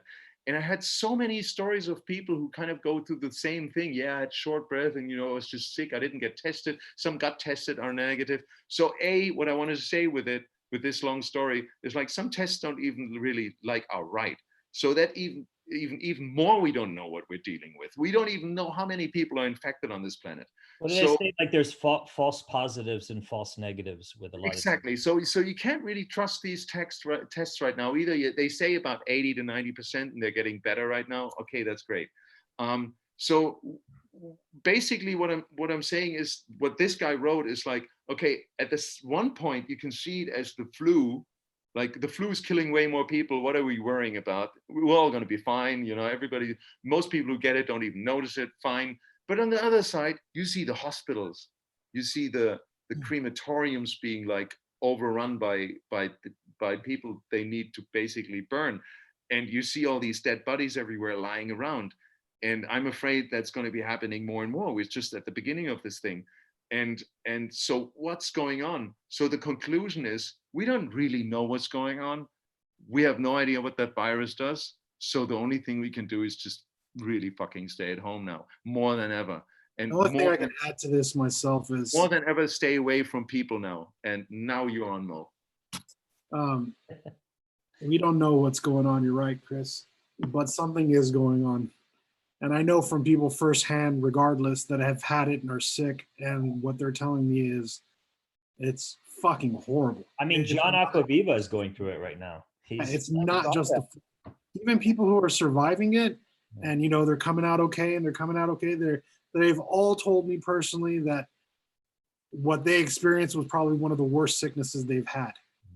So, I mean, and you hear all these people talking about conspiracies of where it started and who started it and blah, blah, blah. None of that matters. It really doesn't. Wasting any time thinking about whether the government did this, or it's so irrelevant completely. The only thing that's relevant is that we continue to do whatever we can to stop it from spreading, whether it's as bad as it is or it's not. If people are overreacting, to be frankly honest with you, I would prefer everyone to overreact than underreact. And that's it. Just stay at your house, get better, stop spreading this, stop trying to downplay it to other people. It's not worth anybody's time. Nothing else matters. Techno, dance music, your scene, your job, your money, nothing matters except your health, your family, the people you love, and the people around you. And that's it. And if anything that comes out of this at the end of the day matters to anyone, the only thing that we should all learn is that we should continuously care about those things that are the most important in our relationships and with the people around that we care, because nothing else matters. And honestly, it's funny you say that, because everyone's worried about their jobs and money and paying their rent and stuff like that. But one thing I've learned about, because this obviously is directly affecting us as DJs. Sure. In the end, money doesn't fucking matter. It's just like, okay, I can't pay my bills, but I might not be able to pay my rent, to a certain extent. And just like, in the end, it's like, fuck, who cares? Like, all about your health. Yeah, I'm like, I care about me being fine. I care about my family being okay. And if we're fucking poor, I don't, like, who gives a shit? Like, it's just money. And fuck all that shit. Fuck, yeah, this is like what Chris, what you were bringing about earlier, is like, when you're evaluating yourself and what's important right now. And like, yeah, great, I have all these nice possessions, and I have this nice studio of shit that I've accumulated over the years that I've purchased, because stuff that I've been able to buy because I've had some good gigs, I had good years. But in the end, I'm like, man, if I were to lose all this shit tomorrow, I might be sad, but honestly, it doesn't matter. Like, it doesn't matter. I can purchase something like this later on. In the end, I'm more worried about my mom or my dad getting sick, or my sister who's asthmatic, or my nephew who's also asthmatic. I was like, man, I would go broke for them and not give a fuck about anything else. Like, I would lose everything to make sure that they're fine. Like, who fucking cares about all this money shit? Later on, yeah, of course, you're going to be worried about money because you want to pay bills. but like it should be the last thing, I think, in the end. Like it's like Well, fuck all certainly, we don't want to be naive. Obviously, there are people who are extremely hungry in the world. They do need to eat and money. Exactly. And Yeah, but we that's get what I'm that. saying. That's In the not- end, that's like not the argument. monetary possessions and money, man, like fucking like fuck all that shit, man. I don't know. Ali? Yeah, no, I just like, I don't know. You're reading a lot of stuff. I just hope, and in previous outbreaks, like a lot of the experts that I've been listening to have said, like after the outbreak is contained, nobody ever, the governments don't follow through, and society as as a whole, they don't follow through with a vaccine. There's still no vaccine for, I think, SARS or MERS and a lot of these other outbreaks that we've had. And a lot of the experts say, yeah, this is not like the zombie apocalypse that everybody thinks it Yeah. is. And you know, in terms of the way that the people are panicking and buying up all the toilet paper and stuff like that. But it's very likely a dress rehearsal for, you know, for the real deal. And hopefully that doesn't happen during our lifetime, because this is a reminder that, you know, everything is fragile. I mean, this thing has brought global economies to its knees. And I in my lifetime, in none of our lifetimes, you can't compare this to anything we've never experienced. Maybe if we lived through the Spanish flu, yeah. But imagine what they went through. I mean, they didn't have this kind of technology that we're able to have today, where we can feel connected in isolation. So it's a wake up call to everyone. I just wonder, you know, I get a lot of comments from friends and fans, like everyone's saying, "Oh, I can't wait till this is over so I can kind of get back to my usual routine." And I know their usual routine is going to Ibiza and you know, posting videos on their Instagram and all that shit.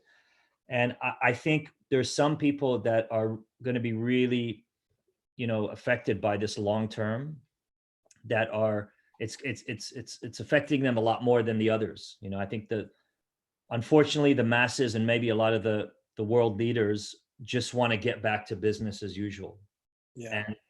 And after this is over, after it's contained, after maybe we have like this blanket, because if enough people get it, you sort of build up this blanket immunity as a human species to it. I think everybody's just going to go back to business as usual, and that's unfortunately how I think things are going to play out. But for some people, it's going to have a profound effect on how they live their lives after this moment. This moment is a game change moment for a lot of people. They were a certain way before, and they're going to be different the next day. But then again, there's a lot of others who just want to get back to partying. Yeah.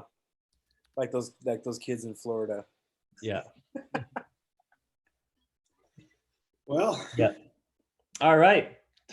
Chris, you got to be the one to wind things down. Huh? You got to be the one. can we end on a nice or positive note for Yeah. people, rather than like everyone's hearing about coronavirus every day, all day, 100%. We're all going to be fine. Don't worry. Just wash Yeah. your hands. Think about this. Yeah. There's one more question which I find is really suitable right now. I'm going to the There's bathroom one like that. question. Do you guys think that's Gabriel Saavedra? Do you guys think DJ have a role to play in politics, social change, raising concern about environment, violence, consumerism? If yes, how can you play this role? How to touch people around you? Oh, I think DJs in politics should not. I don't know. Dude, that's my life on Twitter. You know what? Look, anyone can Follow have me on Twitter, right? You know what I'm doing. Yeah, I know, but it's just like anyone can have an opinion, but just like for someone to take it too seriously, I think anyone should, because like we're DJs, man. You're not a political expert. I'm not a political expert. I think I am. you base your politics based on stuff that you read online, and everything you read online you can't really trust. Look, I can't say I agree with either one of you on this, but I'll tell you this: each of us as individuals have different personalities and different things that we are interested in.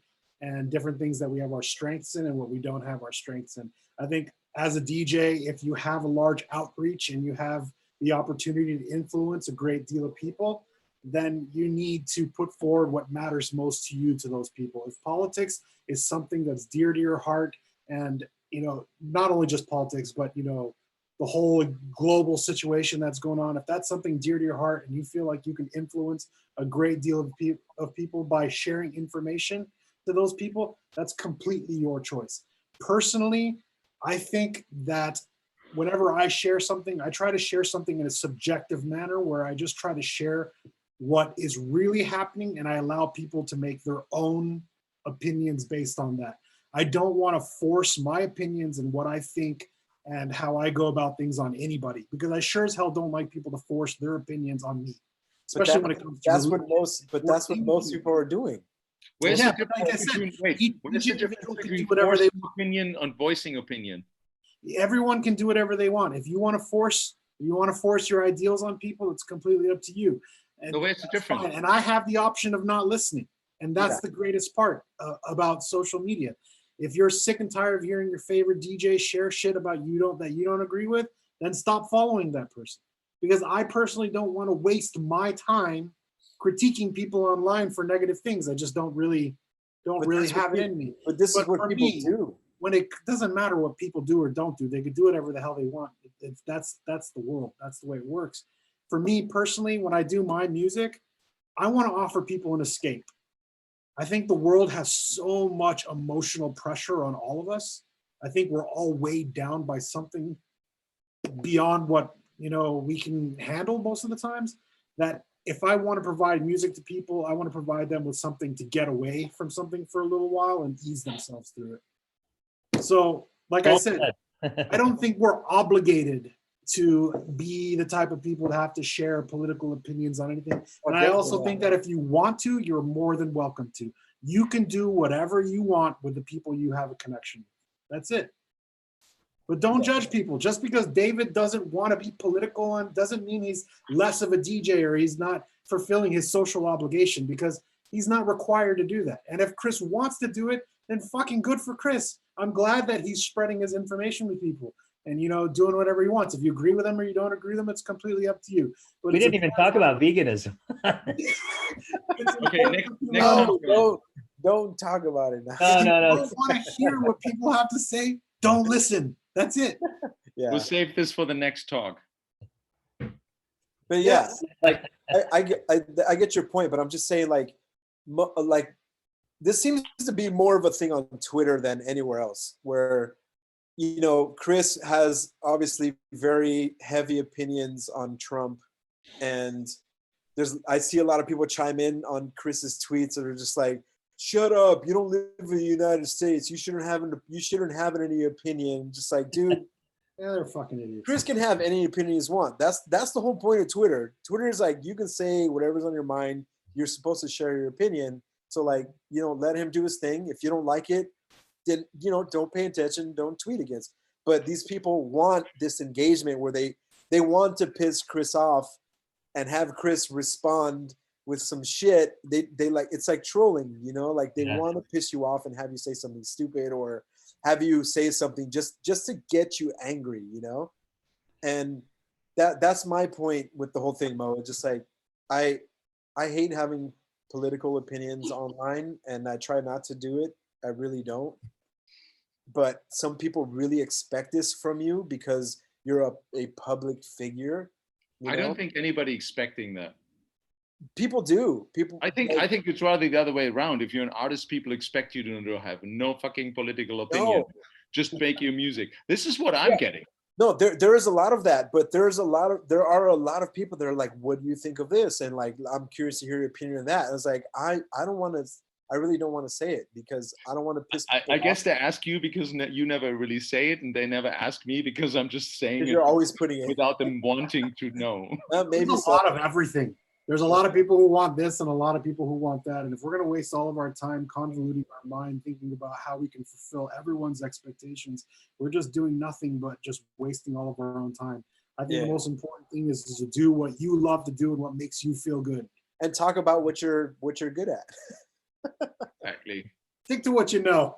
Stick to what you know, man. All right, we want to finish that on a positive note. Yes. Ali, you have a last word? Any final words? No, That Joe Chair? I think we all just need to be who we are. I mean, express ourselves as truthfully and as honestly as possible, and think about our legacy. Think about what we're leaving behind. I think that's and if you can focus on that, everything else is just white noise, you know. Yeah, that's a good point.